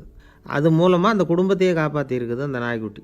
இந்த சம்பவம் நடக்கிறதுக்கு 3 நாளைக்கு முன்னாடியே சில பிராணிகளுக்கு இப்படி நடக்க போகுதுங்கிறது தெரிஞ்சிருக்குதான். ஆமாம், அந்த நகரத்தில் 3 நாளைக்கு முன்னாடியே பாம்பு, பல்லி இதெல்லாம் அது தங்கியிருந்த வலையை விட்டு வெளியில் ஓடி வந்துட்டுது. அதே மாதிரி அங்கே இருந்த புறாவெல்லாம் பறந்து போயிடுச்சான். இதே மாதிரி யுகோஸ்லோவியாவில் கூட ஒரு நகரம், அங்கே ஒரு நாள் ராத்திரி ஒரு மிருக காட்சி சாலையில் திடீர்னு ஒரு பெரிய கலவரம், கூச்சல், குழப்பம். அங்கே இருந்த கழுதை, புலி, யானை, பறவை எல்லாம் கண்ணாபின்னான்னு கத்த ஆரம்பிச்சுட்டுது. நீர் யானை அதுக்குன்னு போடப்பட்டிருந்த தடுப்பையே தாண்டி குதித்து வெளியில் வந்துட்டு தான். மறுநாள் தான் எல்லாருக்கும் விஷயம் புரிஞ்சுது. அடுத்த நாள் காலையில் அங்கே பூமி அதிர்ச்சி உண்டாயிட்டுது. இப்போ பாருங்கள், அதாவது மனுஷனை போய் தீர்க்க தரிசி அது இதுன்னு சொல்லிகிட்டு இருக்கிறோம். இவனை விட அது பரவாயில்லைன்னு தோணுது. அதாவது மிருகங்கள் ஒன்று நடக்க போகுதுங்கிறத முன்னாடியே புரிஞ்சுக்குதே. சரி, இதெல்லாம் எப்படி அது முன்கூட்டி புரிஞ்சுக்குது? அதுதான் படைப்பு ரகசியம். அதை கண்டுபிடிக்கிறதுக்கு தான் மனுஷன் வந்து ஆராய்ச்சி பண்ணிகிட்டு இருக்கிறான். விஞ்ஞானிகளோட ஆராய்ச்சியெல்லாம் ஒரு பக்கம் இருக்கட்டும், வீட்டுக்குள்ளேயே சில ஆராய்ச்சி பண்ணி பாருங்களேன். இப்போ சில யோசனை சொல்லி அதை சோதனை பண்ணி பாருங்க அப்படின்னு ஒருத்தர் சொன்னாராம். அதாவது இப்போ மழை வருமா வராதா அப்படின்னு தெரிஞ்சுக்கணுமா, உடனே ஒரு பூனைக்குட்டி பின்னாடியே மெதுவாக போய் அது என்ன செய்யுதுன்னு கவனித்து பார்க்கணும். பூனைக்குட்டி தன்னோட பாதத்தினால சுகத்தில் வந்து அப்படி கீறிக்கிட்டு இருக்கும். அப்படி கீறினா கண்டிப்பாக மழை வரும். சில சமயம் பூனைக்குட்டி அப்படி மல்லாந்து படுத்துக்கிட்டு பாதத்தை உயர தூக்கும், அப்படியும் எப்படியும் புரளும். இப்படி செஞ்சதுன்னா அன்னைக்கும் மழை இருக்காது. அதனால் முன்னாடி இருந்தது மழை வர்றதுக்கு அறிகுறி, இது மழை இல்லைங்கிறதுக்கு அறிகுறி. பறவைகள், பிராணிகள் இதுகளோட நடவடிக்கைகளை பார்த்துட்டு அதையெல்லாம் அடிப்படையாக வச்சு தான் காலநிலையை கண்டுபிடிக்கிற கருவிகளை கண்டுபிடிச்சிருக்கிறாங்க. வாத்து இருக்குல்ல, சில சமயம் தன்னோட அழகை தன்னோட இறகுகளில் அப்படியே புதைச்சிக்கும். அப்படி செஞ்சால் குளிர்காலம் வரப்போகுதுன்னு அர்த்தம். பருவநிலை குளிராக மாறப்போகுதுங்கிறதுக்கு இதுதான் அறிகுறி. சிட்டுக்குருவி இருக்குதுல்ல, அதெல்லாம் புழுதியில் உழுந்து புரளும், சிறகுகளை வந்து படபடன்னு அடிச்சுக்கும். அப்படி செஞ்சால் மழை வரப்போகுதுன்னு அர்த்தம். ஒன்று மட்டும் நாம் நல்லா தெரிஞ்சுக்கணும், இயற்கையின் சீற்றம்னு சொல்கிறோம் இல்லையா, இயற்கை ஏன் நம்ம மேலே கோவப்படுது? இயற்கையை நாம் அனுசரித்து போகிறதில்ல, அதனால் கோவப்படுது. காடுகளை அழிக்கப்படாது, விலங்குகளை கொல்லக்கூடாது, இயற்கை ஏற்படுத்தி வச்சுருக்கிற சமநிலையை கெடுக்கக்கூடாது. அதை புரிஞ்சுக்கிட்டு வாழ்ந்தோம்னா பூமியும் நடுங்காது, நாமளும் நடுங்க வேண்டிய அவசியம் இருக்காது. ஒருத்தர் இருந்தார், சாராய கடைக்கு போனாராம், நிறைய சாப்பிட்டார். அப்புறம் சொன்னார், இது ரொம்ப அற்புதமான சரக்கு போல் இருக்குது, உள்ளே போன உடனே இந்த பூமியே நடுங்கிறது மாதிரி இருக்குது எனக்கு அப்படின்னாராம். இதுக்கு கடைக்காரர் சொல்லியிருக்கார், நீங்கள் சாப்பிட்டது வெறும் பச்சை தண்ணி தாங்க, இப்போ ஏற்பட்டிருக்கிறது நிஜம் பூமி அதிர்ச்சி அப்படின்னாராம். ஒரு ஊரில் ஒரு ராஜா இருந்தார். அந்த ராஜாவுக்கு ஒரு மந்திரி. ராஜா ரொம்ப நியாயமானவர், நேர்மையானவர், கண்டிப்பானவர். தப்பு செய்கிறது யாராக இருந்தாலும் தண்டனை கொடுப்பார். வேண்டியவங்களுக்கு ஒரு நியாயம், வேண்டாதவங்களுக்கு ஒரு நியாயங்கிறதெல்லாம் அவர்கிட்ட கிடையாது. ஒரு சமயம் அரசவையில் அந்த அமைச்சரே விதிமுறைகளுக்கு புறம்பாக ஏதோ நடந்துகிட்டு இருக்கார். மன்னருக்கு கோபம் வந்துட்டுது. உடனே அந்த அமைச்சரை கிட்டத்தில் கூப்பிட்டு அவர் கன்னத்தில் ஓங்கி ஒரு அறை கொடுத்துட்டாராம். உடனே அந்த அமைச்சர் என்ன பண்ணார் தெரியுமா? நேராக போனார், அங்கே நின்றுக்கிட்டு இருந்த இன்னொருத்தர் கன்னத்தில் ஓங்கி அரைஞ்சார். அறை வாங்கினவர் திகைச்சு போயிட்டார். இவர் ஏன் நம்மளை அரைகிறார் அப்படின்னு யோசனை பண்ணார். மன்னரும் திகைச்சு போயிட்டார். நாம் இவர் அரைஞ்சா அதுக்காக இவர் போய் இன்னொருத்தரை அரையணுமா அப்படின்னு யோசனை பண்ணார். இவருக்கு என்ன பைத்தியமானு கூட நினைக்க ஆரம்பிச்சிட்டார். ஆனால் என்ன ஆச்சுன்னா, அப்புறம் அமைச்சர் அவர் கவனிச்சிக்கிட்டு இருந்தாரா, அவர் இன்னொருத்தர் அரைஞ்சார் இல்லையா, அந்த அறை வாங்கின ஆசாமியை பார்த்து கத்திக்கிட்டு இருந்தார். யார்? அமைச்சர். ஏன்பா என்கிட்ட அறையை வாங்கிக்கிட்டு இப்படி விவரம் இல்லாமல் நின்றுக்கிட்டு இருக்கிறிய, நான் உனக்கு கொடுத்ததை நீ வேறு யாருக்கிட்டையாவது கொடுத்துரு அப்படின்னார். உடனே அந்த ஆள் பார்த்தான், தனக்கு அடுத்தபடியாக நின்றுக்கிட்டு இருந்தவனை ஓங்கி ஒரு அறை அரைஞ்சான். அவன் கன்னத்தை தடவிட்டே யோசனை பண்ணான். இது ஏதோ புரிஞ்சுக்கிட்ட மாதிரி அடுத்தாப்பில் நின்றுக்கிட்டு இருந்தவனை அரைஞ்சான். இப்படி இந்த அறை மாறி மாறி போய்கிட்டே இருக்குது. ஊர் பூரா பிரயாணம் பண்ண ஆரம்பிச்சுட்டுது. அன்றைக்கி ராத்திரி அந்த ராஜா படுக்கிறதுக்காக போனார். அந்த நேரம் பார்த்து அவர் கன்னத்தில் பலார்னு ஒரு அறை விழுந்தது. நம்மளே அரையிறது யார் அப்படின்னு அதிர்ச்சியோட மன்னர் திரும்பி பார்க்குறாரு. அரைஞ்சது அவரோட மனைவி. என்னாச்சு உனக்குன்னு கத்துனார் ராஜா. உங்களுக்கு தெரியாதா, ஊர் பூரா ஒருத்தர் மாற்றி ஒருத்தர் மூலமாக இந்த அறை பிரயாணம் பண்ணிட்டு வருது அப்படின்னாங்க அந்த அம்மா. அப்படின்னா ஆரம்பித்த இடத்துக்கே வந்துட்டுதா அப்படின்னாராம் மன்னர். என்ன சொல்கிறீங்கன்னு கேட்டிருக்காங்க. இவர் விவரத்தை சொன்னாராம். அப்படின்னா நீங்கள் ஆரம்பித்து வச்ச இந்த விளையாட்டை நான் முடிச்சு வச்சுட்டேன் அப்படின்னாங்களாம் அந்த அம்மா. மறுநாள் காலை மறுபடியும் அரசவை கூடிச்சு அந்த அமைச்சர் மன்னரை பார்த்து கேட்டார், என்ன மகாராஜா, என்கிட்ட கொடுத்ததை திருப்பி வாங்கிட்டீங்களா அப்படின்னாராம். இப்படி நடக்கும்னு நான் எதிர்பார்க்கவே இல்லைன்னார் மன்னர். ஆனால் நான் எதிர்பார்த்தேன். அது எங்கே போயிட போகுது, ஊர் பூரா சுற்றி கடைசியில் உங்ககிட்ட தான் சேரும் அப்படிங்கிறது எனக்கு தெரியும் அப்படின்னார் அமைச்சர். இந்த கதை வேடிக்கையாக இருந்தால் கூட இதில் உள்ள கருத்து முக்கியமானது. இந்த உலகத்தில் பல கருத்துக்கள் இப்படி தான் மாறி மாறி சுற்றி வந்துக்கிட்டே இருக்குது. நம்மளும் ஒருத்தன் தன்னுடைய நண்பன் ஒருத்தனை கடத்தரில் பார்த்தான். உடனே ஓடி போய் பலார்னு ஒரு அறை கொடுத்தானான். அவன் கன்னத்தை தடவிட்டு ஏன்டா என்ன அரைஞ்சேன்னு கேட்டிருக்கான். நீ ஏன்டா என்னை முட்டாள்னு என் மனைவிட்ட போய் சொன்னேன் அப்படின்ட்டுருக்கான் அவன். உன்னை ஒரு முட்டாள்னு சொன்னதுக்காகவா நீ என்ன அரைஞ்சே அப்படின்னு கேட்டிருக்கான் இவன். டேய், நான் அதுக்காக அறையலப்பா, அது ஒரு பெரிய ரகசியம். நான் முட்டாளுங்கிறது அந்த ரகசியத்தை நீ ஏன் எங்கள் வீட்டில் போய் சொன்னேன், அதுக்காக தான் அரைஞ்சேன் அப்படின்னு நான் அவன். பக்தின்னு சொல்கிறோம் இல்லையா, அது 3 வகைப்படும் அப்படிங்கிறார் ஒரு பெரியவர். அது என்ன 3 வகைன்னா, தெய்வ பக்தி, அடியார்கள் பக்தி, குரு பக்தி. அடியார் பக்தியை விட தெய்வ பக்தியை விட குரு பக்தி தான் ரொம்பவும் சிறந்ததுங்கிறார் அவர். தெய்வத்துக்கிட்ட செஞ்ச பாவம் குருநாதர்கிட்ட தீர்ந்துருமா, குருநாதர்கிட்ட செஞ்ச பாவம் தெய்வத்துக்கிட்ட போனாலும் தீராதான். இப்படி பெரியவங்கள்லாம் சொல்லி வச்சுருக்கிறாங்க. ஒரு காடு, அங்கே அயோத தௌமியர் அப்படின்னு ஒரு தபோதனர். அவர் பல மாணவர்களை ஒன்றா சேர்த்து ஒரு குருகுலம் நடத்திக்கிட்டு இருக்கிறார். பல தரப்பட்டவங்க, பல திறப்பட்டவங்க மாணவர்கள் அதில் சேர்ந்து படிச்சுக்கிட்டு இருக்கிறாங்க. பாஞ்சால ராஜகுமாரன் ஒருத்தனும் அந்த குருகுலத்தில் சேர்ந்து படிச்சுக்கிட்டு இருக்கிறான். அவன் பேர் ஆருணி. பெரிய இடத்து புள்ள, இருந்தாலும் படுப்பில் ரொம்ப கெட்டிக்காரனாக இருந்தான். அவன் தான் அங்கே முதல் மாணவன். ஒரு நாள் குருநாதர் அந்த அரசகுமாரனை கூப்பிட்டார். நம்ம குருகுலத்துக்கு சொந்தமான வயலில் தண்ணீர் பெருகி வெள்ளம் பயிரை அழிக்குதான், அதனால் நீ போய் மடையை அடைச்சிட்டு வந்துடும் அப்படின்னார். அந்த அரசகுமாரன் உடனே புறப்பட்டான். குருநாதர் சொல்லிட்டார்ல, உடனே புறப்பட்டான். நான் பெரிய இடத்து பிள்ளையாச்சே, ராஜகுமாரனாச்சே, ரொம்ப செல்வாக்கூட வளர்ந்தவனாச்சே, நான் போய் வயலில் இறங்கி வேலை செய்கிறதா அப்படின்னுலாம் அவன் நினைக்கல. குருநாதர் கட்டளையை நிறைவேற்ற வேண்டியது நம்ம கடமை அப்படின்னு நினச்சான்.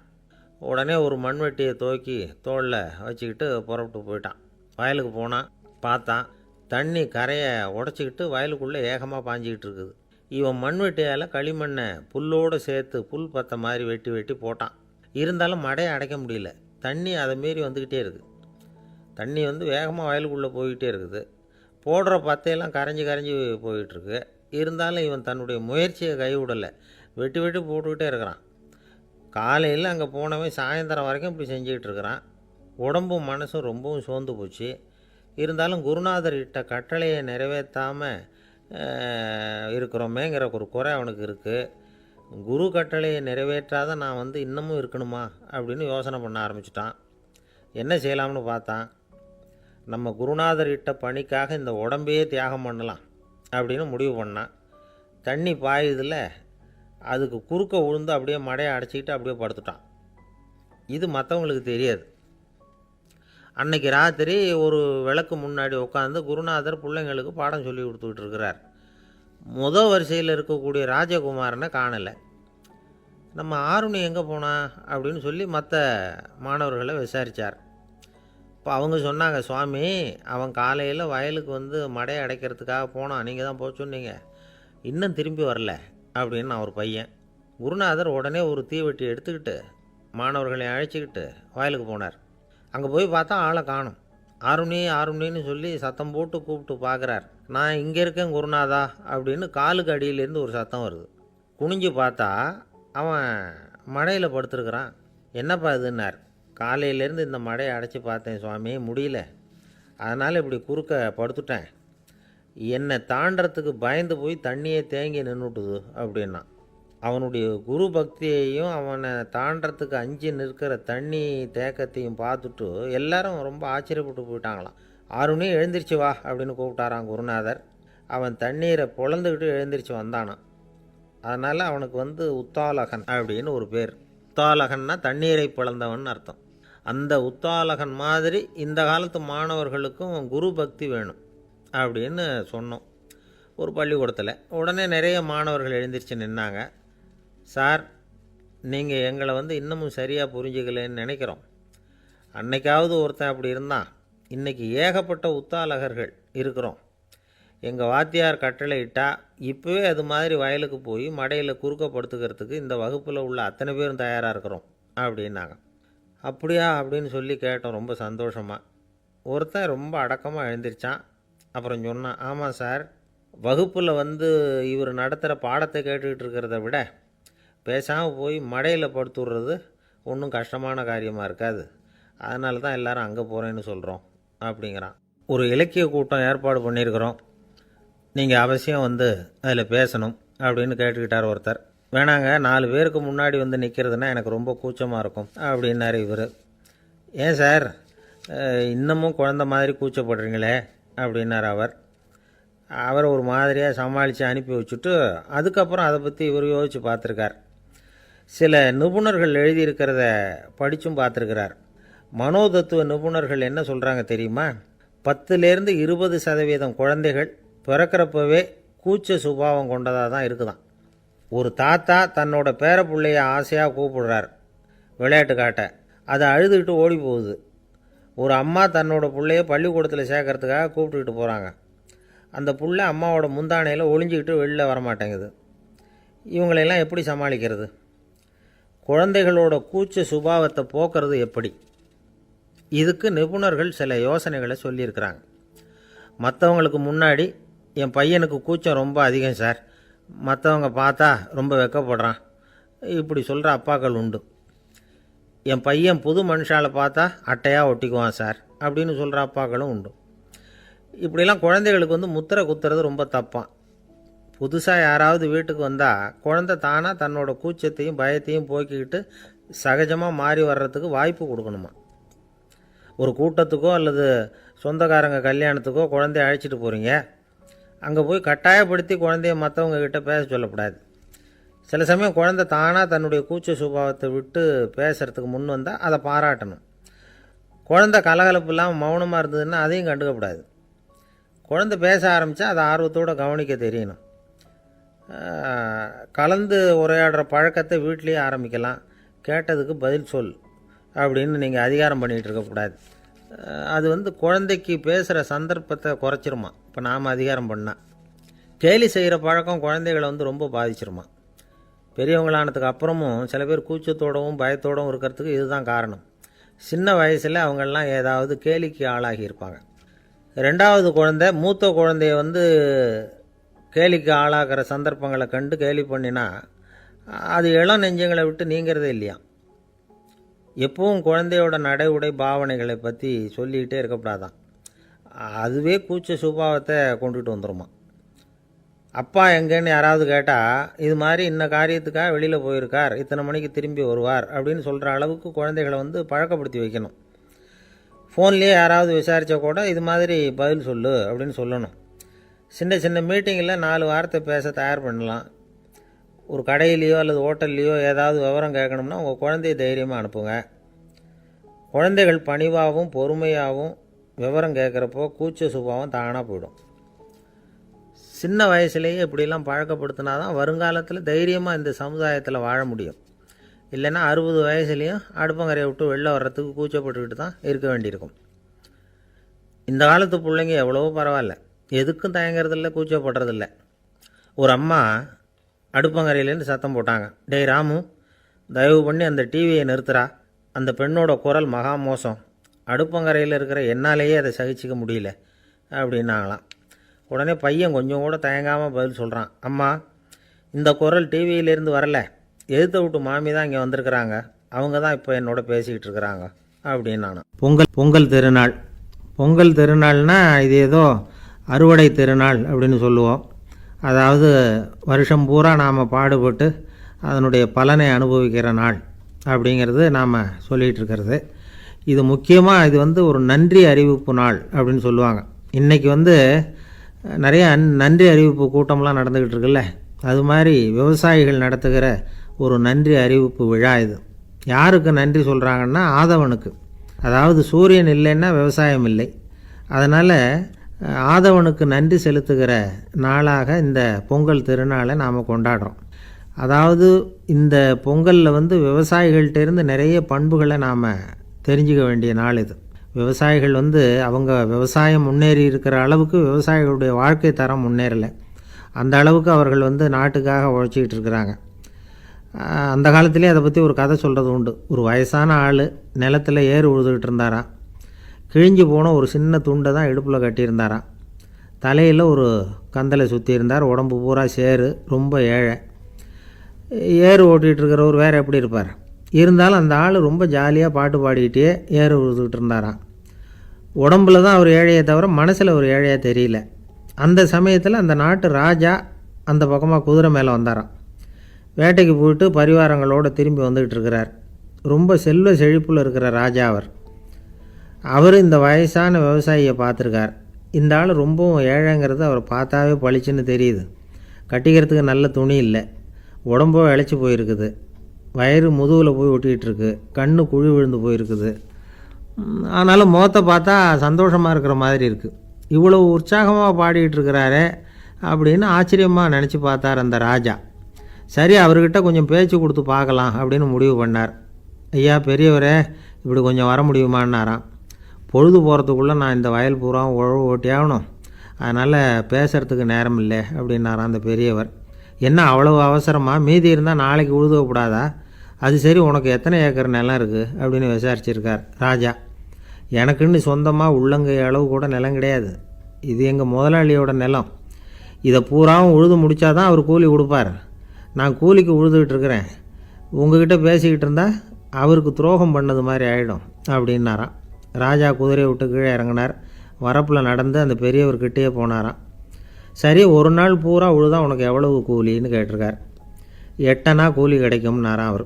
இது ரொம்ப காலத்துக்கு முன்னாடி நடந்த ஒரு சம்பவங்கிறதுனால அப்போ 8 அணா கூலிங்கிறது ரொம்ப பெருசு.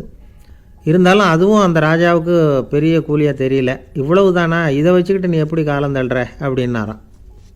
ஒன்றும் கவலை இல்லை அப்படின்னாராம் அவர். ராஜாவுக்கு ரொம்ப ஆச்சரியமாக போச்சு. 8 அணா கூலி வாங்குகிற இந்த ஆள் கவலை இல்லாமல் இருக்கிறார், ஏராளமான வசதியோடு இருக்கிறன்னா கவலை இல்லாமல் வாழ முடியலையே அப்படின்னு நினச்சி பார்த்துருக்கார். அது சரி, 8 அணாவில் எப்படி குடும்பம் நடத்துகிற அப்படின்னு கேட்டாராம். எனக்கு கிடைக்கிற 8 அணாவில் 2 அணா குடும்பத்துக்கு செலவழிக்கிறேன், 2 அணா பழைய கடனுக்கு கொடுக்குறேன், 2 அணா தர்மம் செய்கிறேன், 2 அணா வட்டிக்கு கொடுக்குறேன், ஒரு குறையும் இல்லைன்னாராம். ராஜாவுக்கு ஒன்றும் புரியல. எனக்கு ஒன்றும் புரியலேன்னு இருக்கார். ஐயா, எனக்கும் என் மனைவிக்கும் 2 அணா செலவாகுது, வயசான அம்மா அப்பா இருக்கிறாங்க, சின்ன வயசில் என்னை காப்பாற்றினவங்க அவங்க. அந்த கடனுக்கு 2 அணா செலவாகுது, அது பழைய கடன். என் தங்கச்சி ஒருத்தி ஆதரவு இல்லாத நிலைமையில் தன்னுடைய மகனோட என் வீட்டில் வந்து இருக்கிறா. அவளுக்கும் அவள் மகனுக்கும் 2 அணா செலவு பண்ணுறேன், அது தர்மம். எனக்கு 2 பிள்ளைங்க இருக்கிறாங்க, அவங்களுக்கு 2 அணா செலவு பண்ணுறேன், அது வட்டிக்கு கொடுக்கறது மாதிரி. பிற்காலத்தில் அவங்க எங்களை காப்பாற்றுவாங்க. அந்த வகையில் நான் திருப்தியோடு வாழ்ந்துக்கிட்டு இருக்கிறேன் அப்படின்னாராம். ராஜாவுக்கு அர்த்தம் புரிய ஆரம்பிச்சுதான். அந்த பெரிய நிலத்தை விலை கொடுத்து வாங்கி அந்த பெரியவருக்கே தானமாக கொடுத்துட்டாராம். இப்போ உழுதவருக்கே நிலம் சொந்தமாயிட்டுது. அன்னையிலேருந்து அரசனுக்கும் ஆறுதல் கிடைச்சிதான். இப்படி ஒரு கதை சொல்லுவாங்க. 8 அணா வருமானத்தை வச்சுக்கிட்டு எப்படி காலத்தை தள்ளுறதுன்னு சொல்கிறதுக்காக இந்த கதையை சொல்கிறதாக யாரும் தப்பாக நினச்சிக்கக்கூடாது. கிடைக்கிறத எப்படி பங்கு போடுறார், எப்படி திருப்தியாக வாழறார் அப்படிங்கிறது தான் முக்கியம். அது மாதிரி இன்றைக்கு இந்த பொங்கல் திருநாளில் உழவர்கள் மனசு மகிழ்ச்சியாக இருந்ததுன்னா அது எல்லாரும் மகிழ்ச்சியாக இருக்கிறது மாதிரி அர்த்தம். அதனால் அவர்கள்ட்டேருந்து நாம் பாடம் கற்றுக்கணும். சில உழவர்கள் தங்கள் நிலத்தில் விளையிறத தாங்கள் சாப்பிட மாட்டாங்க, அடுத்தவங்கள்ட்ட விற்றுட்டு சந்தையில் போய் வேறு அரிசி வாங்கிட்டு வந்து தான் இவங்க சாப்பிடுவாங்க. அப்படிப்பட்ட விவசாயிகள்லாம் இது உண்டு. பங்கிடுகிற பண்பை உழவர்கள்ட்டேருந்து கற்றுக்கொள்ளுங்கள் அப்படிம்பாங்க.